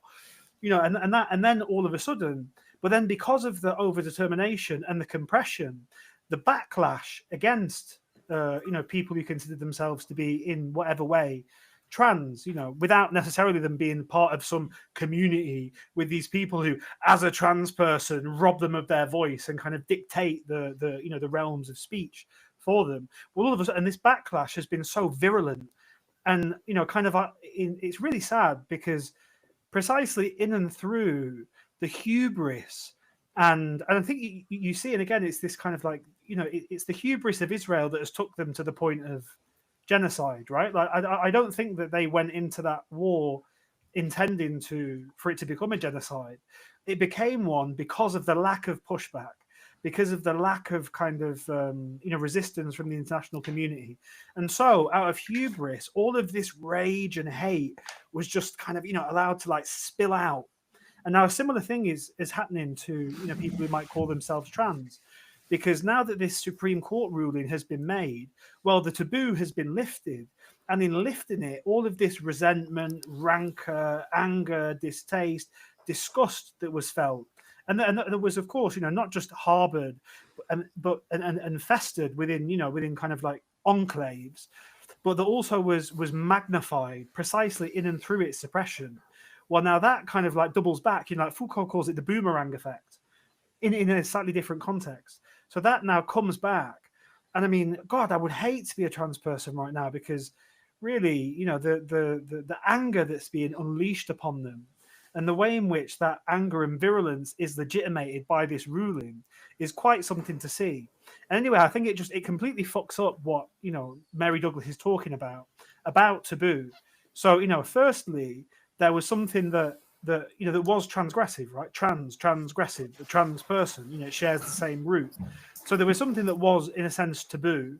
But then they utilize precisely the mechanisms of taboo to render it non-taboo. Now there's like this kind of pushback, and I don't know. I just think you can see within this, if you look at it as a kind of linear historical progression, if you look at it in a Foucauldian way, if you look at it genealogically, you can see how, okay, so there is a taboo against something that they think should be in some way liberated. They then draw upon the precise mechanisms of taboo to liberate it and to render it free. But all that does is it creates in and through taboo a kind of more broad and rancorous build-up of energy that when the taboo against the taboo is lifted, right, it kind of it results in this huge and furious backlash that is kind of horrendous to see and really sad to witness.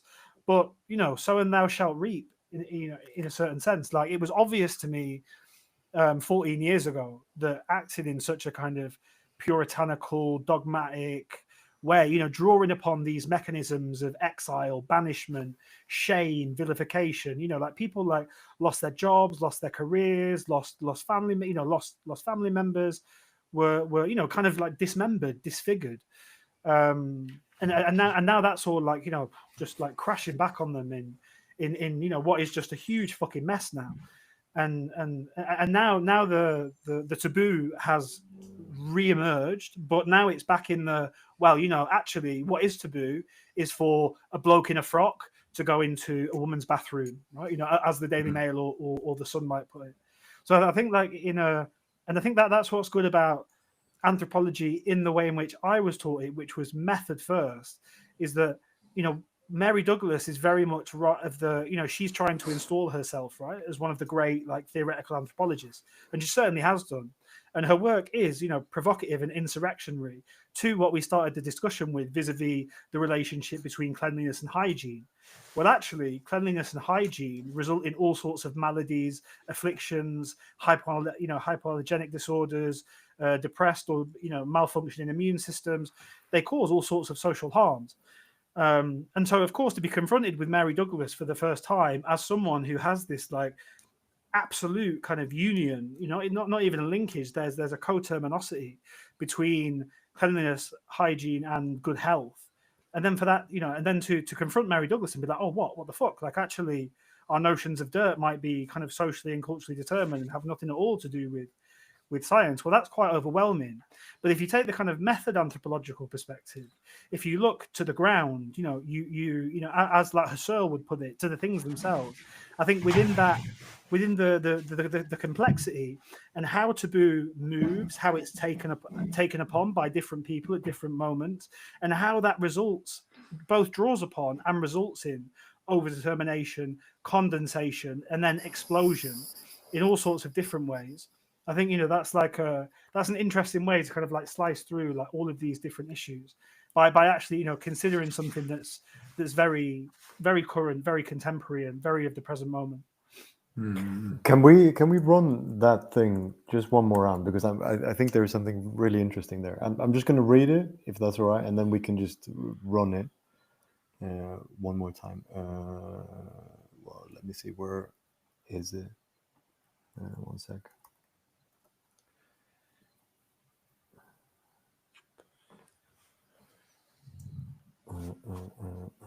What thing are you talking about? The spontaneous thing. Do you know what page is it? Oh yeah, here. Yeah. All right. So she writes, the book proceeds by developing two themes. One presents taboo as a spontaneous device for protecting the distinctive categories of the universe. Taboo protects the local consensus on how the world is organized. It shores up wavering certainty. It reduces intellectual and social disorder. We may well ask why it is necessary to protect the primary distinctions of the universe, and why taboos so bizarre. The second theme answers this, blah, blah, blah, blah, blah. But then she does say this other thing that you're talking about, Luke. That's later on in the preface, I think. Right? Where she goes on to say like the taboo is mobilized by the rulers of society, kind of according to their own whims. Yeah, let me Yeah, I don't know if you know where you have it. But basically what I'm just asking is that really a contradiction? Or is she actually having a more expansive idea here? I know. So it's here. It's in 13. The study of taboo impinges inevitably upon the philosophy of belief. The taboo maintained rules will be as repressive as the leading members of the society want them to be. If the makers of opinion want to prevent freemen from marrying slaves, or want to maintain a complex chain of intergenerational dynastic marriages, or they want to extort crushing levies, whether for the maintenance of the clergy or for the lavish ceremonials of royalty, the taboo system that supports their wishes will endure. Criticism will be suppressed. Whole areas of life become unspeakable and, in consequence, unthinkable. But when the controllers of opinion want a different way of life, the taboos will lose credibility and their selected view of the universe will be revised. Then she goes on to say something. It does seem that she's tying it to the changing like loyalties and ambitions of the leaders. You know, it is tied to the logic of power. Yeah, but the leaders there, they remain static. And I think that's what she misses out on. So, you know, there's this line in Emerson where he talks about a wave, you know, and he talks about society like a wave. And so his point is that the wave is not the movement of particles like this, right? So it's not that you have a particle over here and then that particle is moved over here. Rather, there is a force that moves and it animates those particles such that they rise, right? So so society is kind of like a wave. And so I think that that what she misses upon, and then this is something that when we get to the third lecture series that we're going to consider in Foucault, Society Must Be Defended, he makes this brilliant transfiguration of the notion of civil war.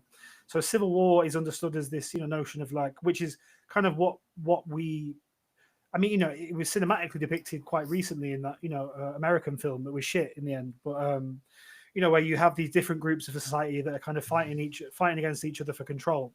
And what Foucault says is, no, we should understand civil war as the fundamental matrices of society. That, fundamentally, that, the rulers are never kind of fixed or in position, and that everyone is always in their own, particular way or domain or enclave, no matter how small or limited or how grand or, how great or how big. They're always in some way competing against one another.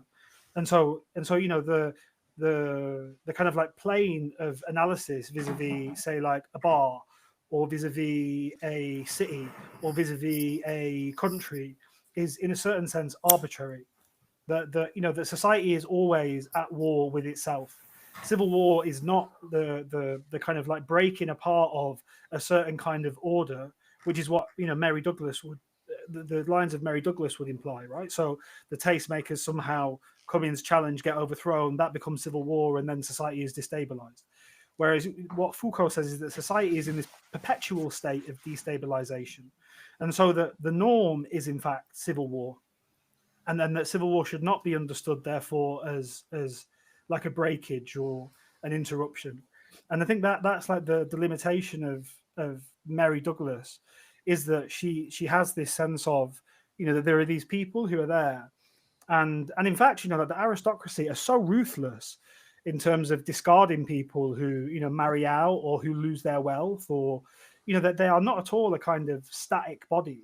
I mean, certainly there are certain families within the aristocracy who are better at like maintaining their wealth and like passing on their privilege and power and prestige. But when you look, outside of those, like the royal family in Britain, for example, or like the royal family in Denmark. But when you look, just outside of that, core, like people like the Duke of Northumberland or the Duchy of Cornwall, outside of like a very small circle who are very close to the monarch, the rest of the aristocracy are actually like people are falling out constantly all the time, and then being replaced by other people who, by virtue of wealth, become ennobled, become entitled, become, part of the group. Yeah, no, that is interesting. It reminds me of something, just to like kind of riff on something you said last week in your opening. I never actually got to comment on, but this idea of, when you played the little the footage from Apocalypse Now, and you pinpointed one of those moments and kind of like extracted a parable out of it, where there's the young soldier and he's refusing to get out of the helicopter, and yet he's dragged out, by one of his like, his someone who's his senior or like one of his fellow soldiers. And then what you did was turn this into a little philosophical fable about, refusing thrownness. Okay. Now, what I thought about after, that session finished is that, one, there's this kind of the existentialist way of like misreading Heideggerian thrownness, which is called like facticity. Yeah, this idea that you're born with certain kinds of like traits, attributes, height, maybe a predisposition to be eloquent or intelligent, or on the other hand, you're born into certain social or political advantages and disadvantages. Okay, now for me, that's extremely like heavy reading of thrownness. It's almost like that your material situation is experienced primarily as a burden, something that kind of fixes you in a particular location or place, something that limits you, that kind of circumscribes your possibilities. Whereas the Heideggerian thrownness is a much kind of like lighter concept. It reminds me almost, it's like the kind of Jason Bourne thing, have you seen the film Jason Bourne? Yeah, where he kind of loses his memory, but he does discover like these people are after him, and he discovers he's like this incredible fighter, so that he must like, imagine how bizarre that would be. So he has certain like quality skills, that he's inherited from this past life that's now been submerged in a kind of oblivious amnesia. But nonetheless, but these attributes and skills and forms of excellence are understood not by the way they cling to him, but the way they open up or disclose certain possibilities for his future. Now, why is this relevant here? Well, it's relevant because, Mary Douglas, in Luke's kind of critique of her, is talking about how is a kind of implying in her idea of taboo that power is sort of, functionally speaking, more or less stable, anchored, constant, permanent. Whereas, whatever all the stuff you just said about us living in a constant state of civil war, nonetheless, there are certain institutions that live in this kind of like state of being sequestered or cloistered or protected from the outside world, that seem to me, basically, these institutionalized forms of refusing thrownness. So if you take like the school system or the prison system or the asylum system, one of the things they try to do is to precisely to rob you of all those things, those like qualities, forms of excellence, attributes, the things that will, if you like, disclose your future, in the Jason Bourne way. They try to rob you of those things and reduce you to a kind of like what's been conceptualized as a basic form of humanity unadulterated, humanity kind of unadorned, but really humanity understood in accordance with their own logic, in accordance with their own ideas, their own principles, the kind of bare and skimpy humanity that the asylum manifests, or the school manifests, or the blah blah blah. And I noticed that what happens is that in a school system, which is one I have like most personal experience of, that makes everyone at each stage of the hierarchy, on the one hand, incredibly anxious, incredibly paranoid, and genuinely kind of like a hypochondriac, but also so that, for example, my entry into the English department causes a kind of commotion and uproar and a sort of panic in the department. Why? Because I'm in no way part of this system, but I actually introduce this element of the outside world, the kind of circumstance of civil war, which the school really exists in as part of like the entire cosmos, or the kind of like the entirety of England, or whatever, the entirety of our social space, but that's been somehow like suppressed, denied, repressed by the institution itself. And I just thought like there's something really, I don't know, I just really think this idea of institutionalized forms of institutionalized refusals of thrownness, like that seems to me to be like a kind of a nice way of epitomizing disciplinary systems, basically, in that kind of like specific sense in which Foucault talks about the disciplinary system. So there's this idea that what you can do is you can the state of civil war in which the world exists is a cause of panic, terror, anxiety, and what we need to do is we need to kind of create a simulated reality, a kind of protective reality in which we can kind of neutralize that state of civil war, or refuse it, or banish it somehow, and institute a more permanent form of hierarchy within a kind of circumscribed domain, within this sort of safeguarded space, within this little citadel. Anyway, that's what I was thinking. I'm sorry, I'll be back. I just need to go to the loot. Okay, right. Well, thanks for waiting. What do you reckon then, Jakob?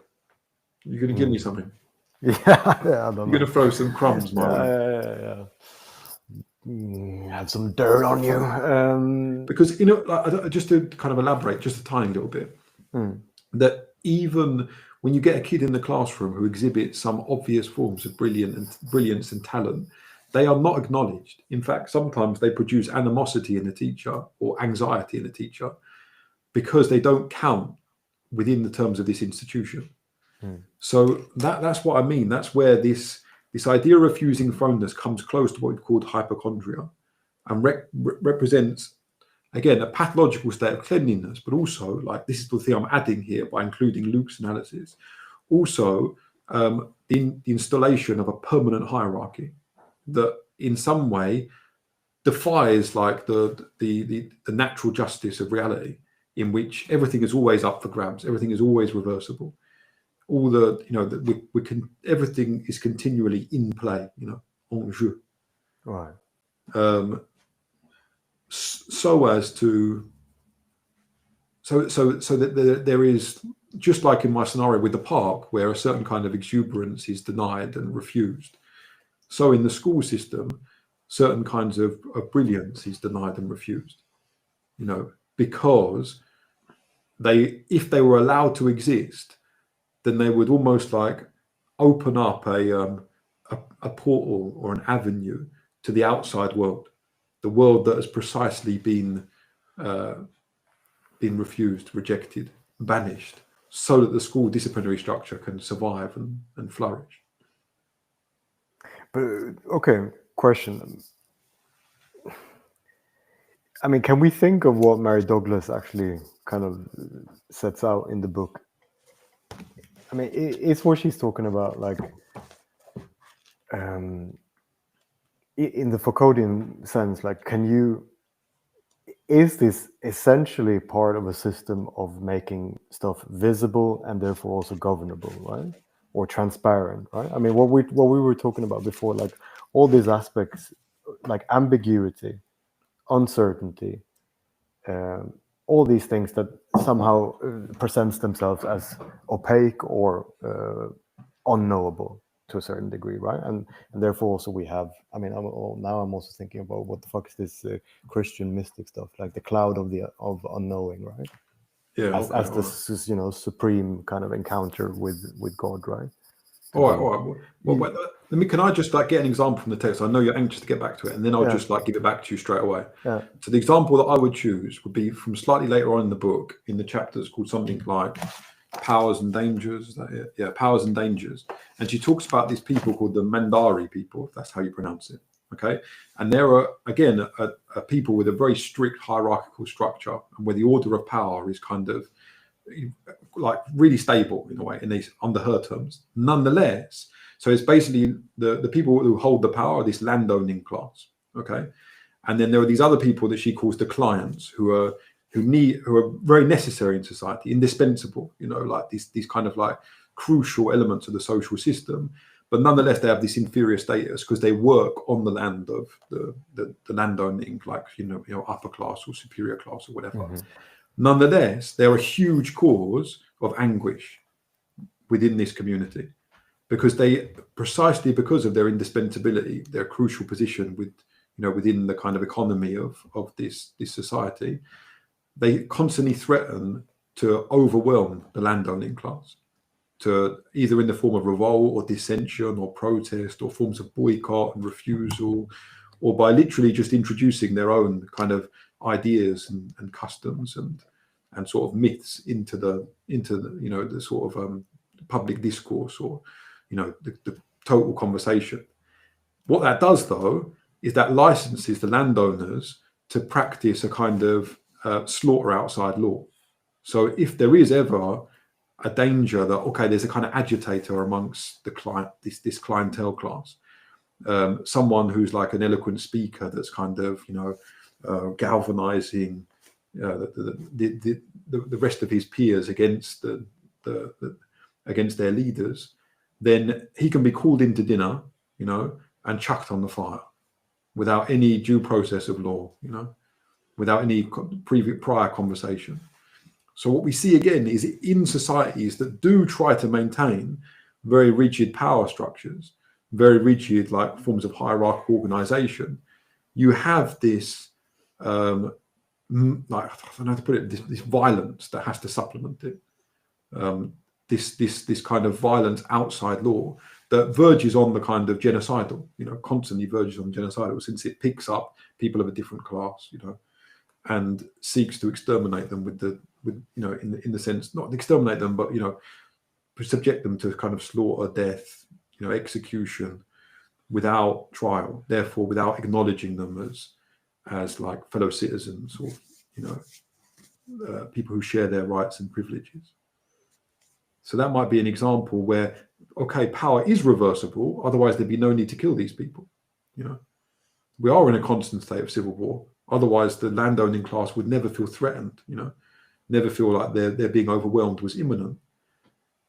So that power is fragile in the way that Luke was describing, Nonetheless, we do also have what you're describing and what Mary Douglas is assuming in other areas of the book, this rigid hierarchical organization, the stability of the power structure, but it can only be maintained and preserved in and through acts of lawless violence.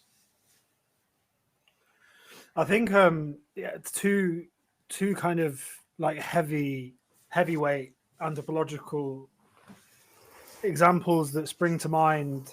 The first one, I write about this in my thesis, and it's arguably the first without anthropology even being a discipline. I think it's in this early 16th century, so like 1539 or something. He's a Franciscan friar called Bernardino de Sahagún, who went as a missionary to South America to try and convert the Aztecs. And the basic thing is about gift exchange.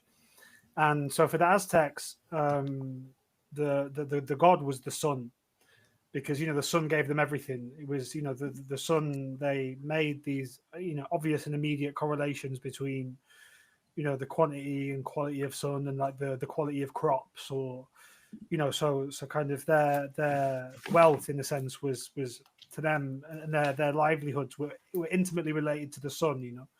Like a bad season which might cause famine would be one where there would be floods and clouds and not much sun, etc. And so the Aztecs would make their sacrifices, where they would famously cut with an obsidian knife into the chest and rip out the heart and present it still beaten to the sun.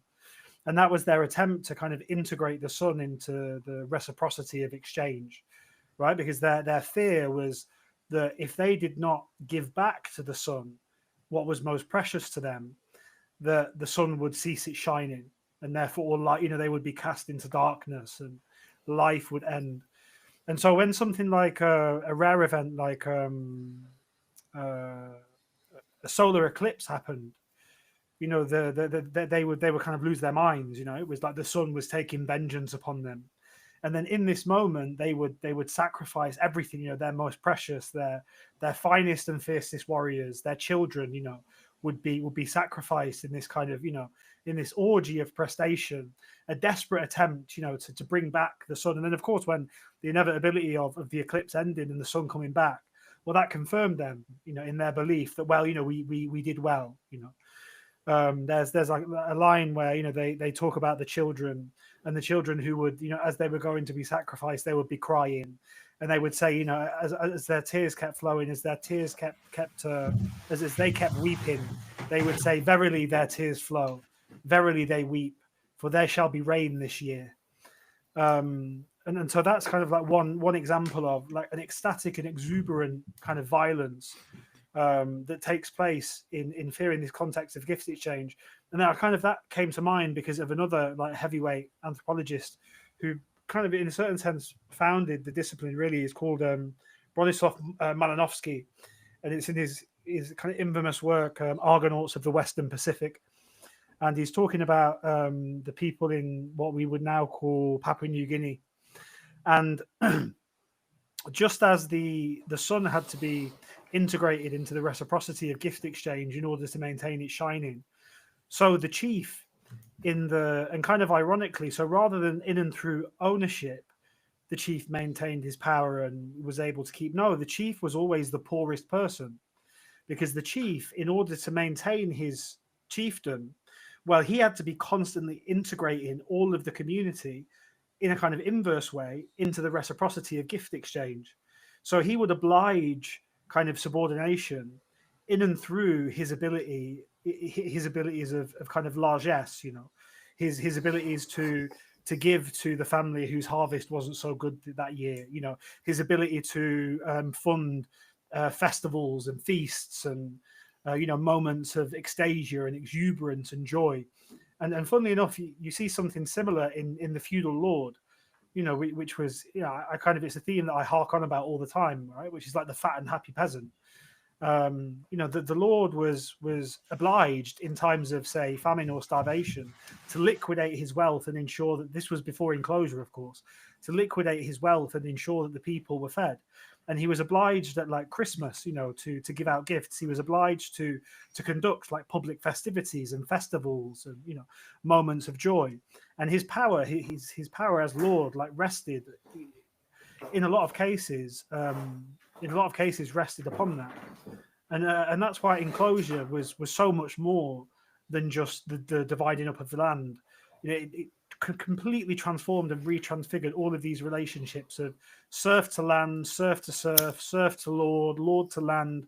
All of these things become transfigured, and that's why enclosure was always the first technology of colonialism. Because enclosure just immediately results in this like complete revolution and transformation of the whole fabric of society, and also it generates loads of wealth. Well, what can you do with that wealth? Well, as the Lord, you render a levy, you render a tax, and so then you can invest in precisely the technologies that were emerging at the time. Enlightenment technologies of armor, of weapons, of combat. And you can use that to expand your domain. You can use that to go to war with the Lord next door and take over his land, and then his peasants then become your peasants, and then they are due you a levy. But then you are at the same time freed of like all the obligations of kind of exuberant expenditure that previously both characterized and constituted that relationship of power. So maybe what you're saying is that, sorry, just to like kind of jump a little bit and link back to some of the stuff I was saying before, is that trans communities or anyone that acts like them, in this way of putting taboos on anyone that objects or dissents or seeks to question their own, like, professed identity or agenda or whatever it is, create forms of like basically enclosure, but at the virtual level. In the sense that, just in the way that you literally tax people, if they're going to live or work or profit from your land or whatever it is. Well, you can you can levy a spiritual tax on people that you allow to come into these particular protected, circumscribed, safe places, or disciplined hubs in which trans people can actually exist in this state where to be crossed or to be interrogated or to be to have your views upturned is actually disallowed, like whatever, forbidden, again, like just to utilize the term taboo. So in a weird way, again, because it's another kind of institutionalized form of refusing thrownness, because it's part of the trans identity to be thrown into a world where you're not a woman, in some way, or you're going to meet and bump into people that refuse to acknowledge you as a woman. I remember doing this thing once where there was this trans trans boy at a bar, and when I went to go, I gave him a kiss on the cheek, and afterwards I was like, oh shit, I'm sorry, but it's just, and then I had to kind of explain myself for a while afterwards, saying, that's my instinctive reaction. So in one way, at some subliminal level, like my mind can't fully acknowledge you as a male, as another guy. Like, I'm perfectly willing to sit here and chat with you and converse with you, make you laugh and entertain you and talk about whatever you want to talk about. But just there in that moment, either I broke something between us because I accidentally kissed you, which I would never do to a guy, or you're going to have to accept that, like, a good, decent person who's tried to like charm and chat to you just doesn't think that you're a guy, that's just still his instinctive reaction, but not instinctive in terms of like knee jerk or prejudice or something, but in terms of, I cannot give you that name, I cannot give you that title, I cannot grant you that gender, It's not possible, just in the way that I can't make the word, extravagant, mean, petty. I can't do that. Language is as it is. I think it almost comes into this series, right, where you have overdetermination, reduction, compression, and then explosion. So what I always found, because I don't know, like for whatever reason, that scene throws the best parties, and I was always like very welcome as like for some reason, despite my non-professed sexuality that was still kind of assumed like I was accepted. And what's quite interesting is that I'd imagine, because you talk about like having to explain yourself for like a long while afterwards, and that when these like boundaries are for them crossed, right, when the taboo is breached. So in this case, the taboo being your action constituting a kind of refusal of his status as a man, right, it being like kind of unmanly act. And then so what follows, like that outburst, is always, in my experience and from what I've seen, it's always kind of explosive. It's this like, it's kind of like rage, and it's really hard to like calm down and to get people just to be sensible for a moment. And I think that's, to bring it like back to Mary Douglas, I think this is the point, is that taboo exists to try and render the chaos and mess of existence to give it some kind of like shape or order in which certain things are acceptable and certain things are not, certain gestures, certain forms of speech, certain ways of being, certain identities, certain it could be certain sexual preferences, it could be anything. But the problem is that with something like the trans issue, is that it's so complex and it's so difficult. And so because of the complexity and difficulty, the way in which the taboo was articulated resulted precisely in this overdeterminism, reduction, hypercompression, which then led, firstly, when they had established their when they had hijacked the taboo and utilized it for their own ends, there was the explosion when it was violated. But now when that taboo has kind of come back into the hands of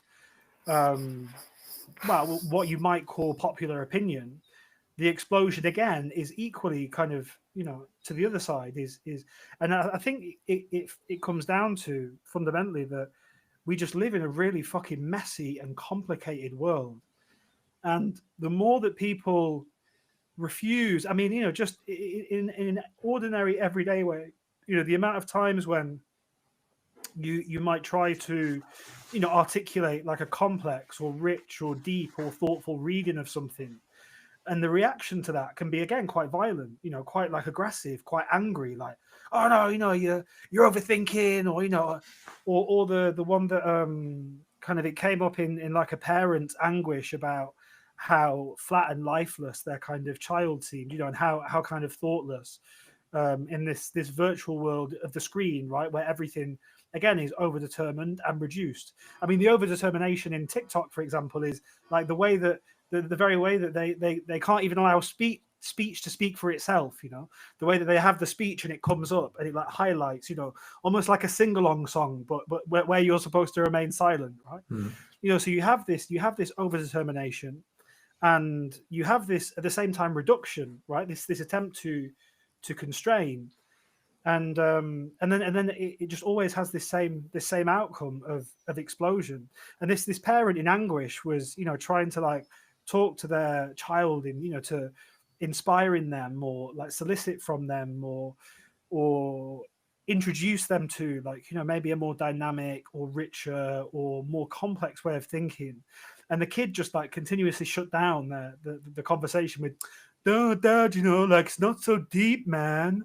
Which of course like only infuriated him more, like only sent him more into rage, right? And it was kind of like, and then again you see this positioning of taboo, where the very kind of attempt to instantiate or to bring in the complex and chaos and messiness of the real is ordered in a sense. So the kid kind of like protects their flatness and their simplicity, and protects the narrowness of the world in which they exist, and therefore their kind of identity or psychic unity, or and whatever, I guess, like pleasures and comforts are associated with this thing. And they do so through this like shutting down of any attempt to introduce complexity or richness. And then the taboo becomes this, it's like complexity itself is taboo. And it's very much in the way that Douglas talks about it, in as much as the articulation of that taboo is to try and maintain, impose, enforce, etc., a certain kind of order upon the chaos and messiness of the world. Go on, Jakob. No, I mean, I'm just trying to think, like, because it seems like now we're kind of, I mean, are we questioning her framework now and saying that this is not really how it actually, like, this is not how it actually works, or what are we saying? Because, I mean, it does seem to me that, well, I don't know. I mean, I don't know what to think, but essentially, it seems like she is really pointing something out here, and the question is just, I mean, it seems like almost she's pointing out a gradient, and this kind of gradient between clean, unclean, dirty, or yeah, dangerous, pure, whatever. Yeah, I'm just thinking, you know, like,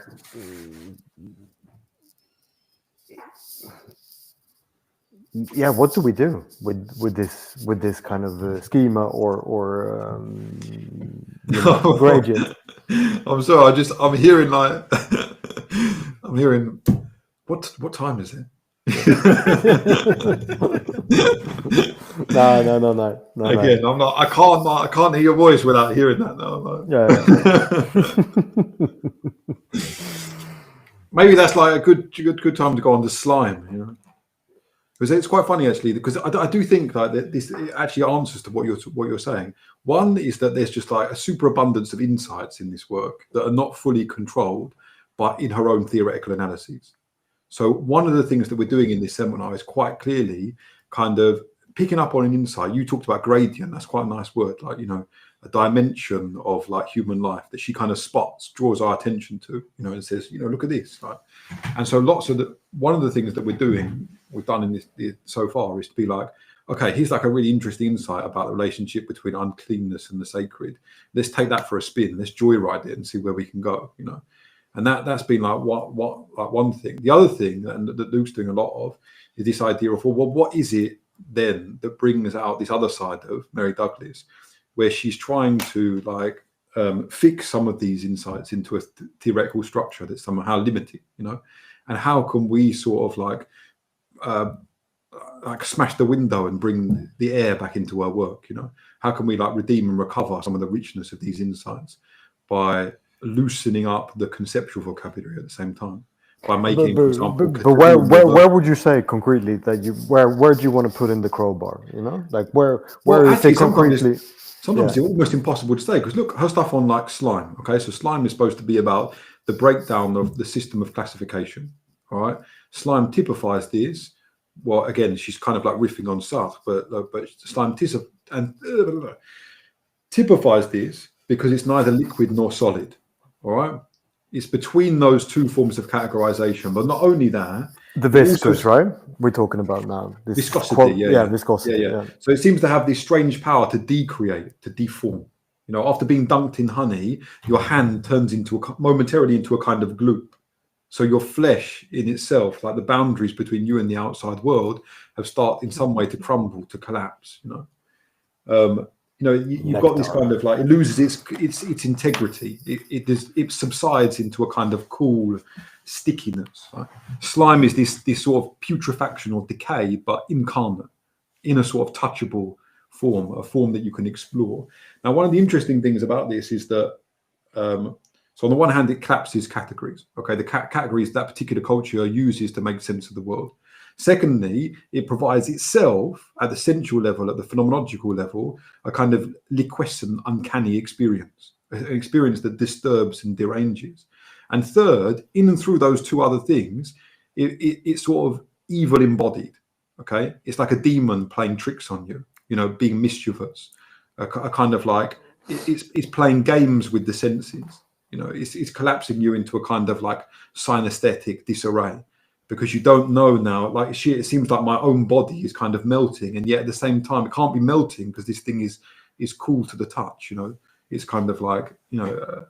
And so one thing I wanted to say about that is that Sartre's verdict or attitude towards slime is that it produces anguish, it unnerves him, it makes him feel nauseous, right? For him, the viscosity is kind of ghastly. It's this like nameless, like formless mycelial force that kind of like gets in between the cracks and like has the potential to kind of like overrun reality, invade it, almost like a parasite or an infection or some kind of like, you know, damp that gets inside the walls, and before you know it, like, you know, in the middle of the night, your house crumbles down. Or a swarm. She also talks about swarms, right? In Swarms, relation, yeah, okay, all right. in So relation creepy to crawlies again, yeah. like functioning in this way, yeah. Yeah. And so it gives him a mixture of like revulsion. There are passages in Nausea which are exactly like this. Like one famous one where he looks at the kind of root of a tree, and he sees this as a kind of a manifestation of chaos, of ontological kind of dissonance. And the tree, the root of the tree, in a way that is kind of gnarled and deformed and seems to like spill over into reality, as if like it were dark matter creeping into our world, you know. Now, what the reason why like, I'd like fight back against Sartre is I think that in some way Sartre just like poeticizes the middle class hypochondria towards these things that, yeah, he does, yeah, that rhapsodizes, poeticizes middle class hypochondria towards these things that slip through the categories. Because fundamentally, you can play in slime, you know, you can splash about in slime, you can like chuck slime at each other, you can enjoy yourself in slime, you know. And I mean, we don't have to like, do I even have to say that this is like, it's like the disintegration of reality and the acid trip experience, you know. You know, it is disturbing and deranging, but it also provides a platform for a different sort of festivity, hilarity, laughter, and play. So on the one hand, it is a bit like, you know, our panic is tinged with, it's like a panic tinged with fascination. It's like seeing the man whose face is 80% tumor and having like a kind of fascination that's mixed with revulsion, you know. It's a bit like, or like The Thing in who's the director of that film again? Is it Friedkin who directs the thing? Stephen Carpenter. Okay, Carpenter. Okay, all right. Where's Carpenter? What's he called? John Carpenter. John Carpenter. Is it John Carpenter? Yeah, Yeah, so something Carpenter. Was it? That's the musician, no? Well, anyway. Yeah, and I thought, like, again, I've spoken a lot, but there's this like novel called G by a guy called John Berger. Like, I read it ages ago, but I just remember this really like funny bit where he talks about the middle class women of Livorno. Okay, now you think about middle class society, especially in places like Milan, Livorno, in Italy, is based upon like the most kind of like vulgar industries, really. And this guy has made his the guy that they're talking about has made his fortune through like confectionery, you know. And he's this kind of like quite unctuous, like clumsy, leering, ogreish guy, but nonetheless, he's a fundamental part of their class. So all the women in this society who are not like married to him, that have other husbands, they nonetheless kind of fetishize him, and they call him la bestia, okay, or la bestia, whatever it is, yeah.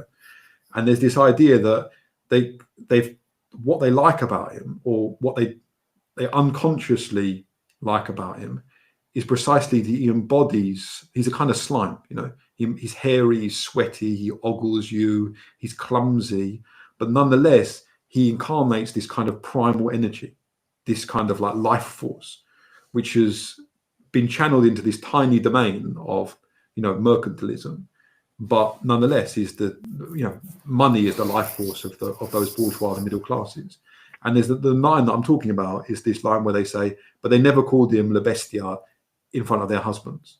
Okay, so it's meant to be this term of scorn, but actually betrays a kind of sexual excitement, you know? So I see Sartre as kind of like just a more sophisticated version of those Livorno housewives, you know, in his relationship to slime.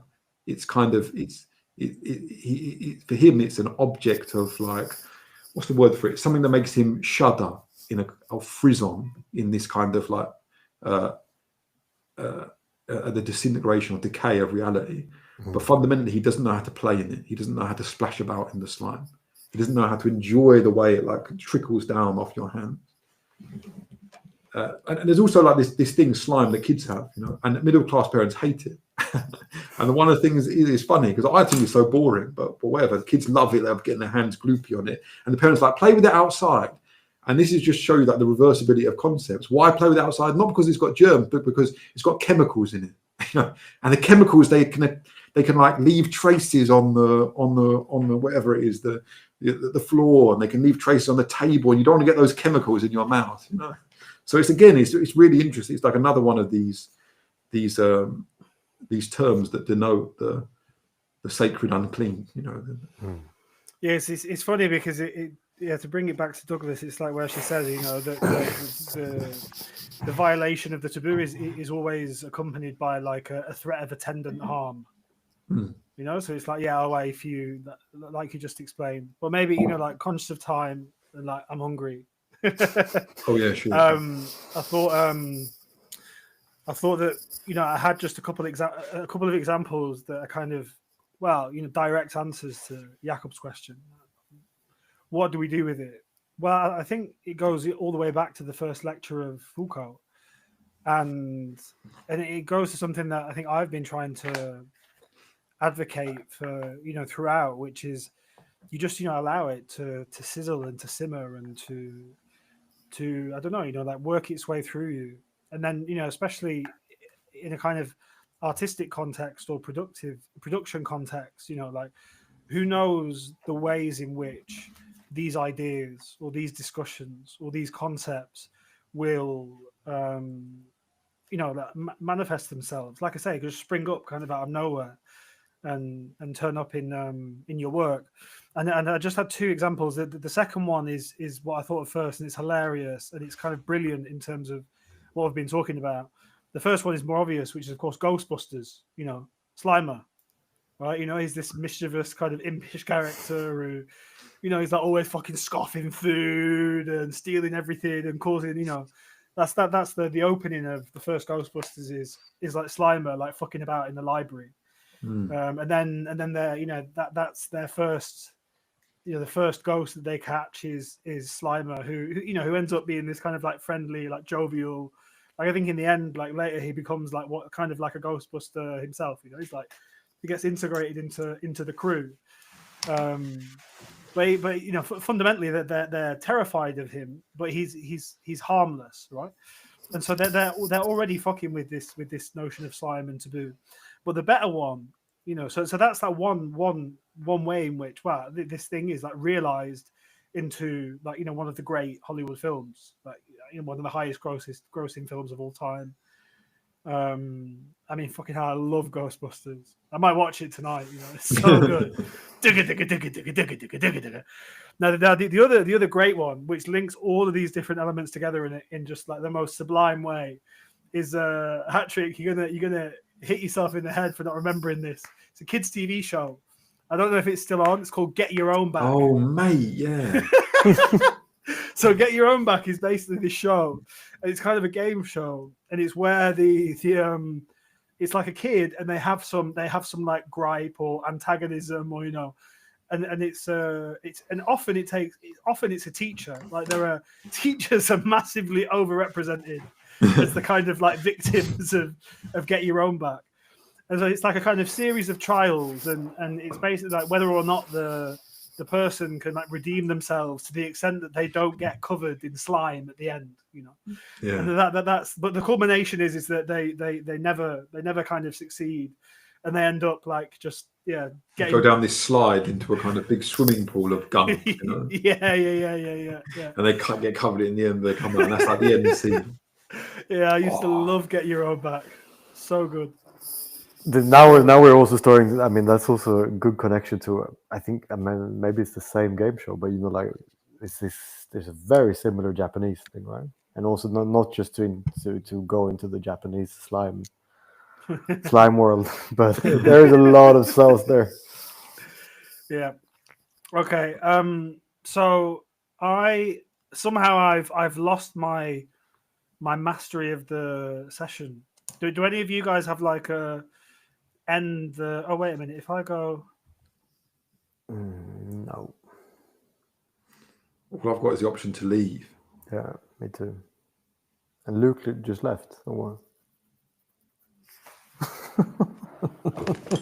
What have you got? You got nothing else? I just got. No. I've got nothing. So what happens is it's just an infinite studio session, no? Yeah, 99% uploading. Sorry, I don't know. I don't know how to end it, because when I leave, I just leave. It's like the infinite seminar. Well, it should be where my leave is. It should say end if I have this power. Does it say like anything for you, Jakob? No. No, not really. Okay. Well, maybe if we just Should we just all, let's just all piss off, and Alright. and then hope it resolves. Resolves itself. All right, guys. well, ciao then. Yeah. Ciao Safe. for now. Nice one. Yeah, sit down.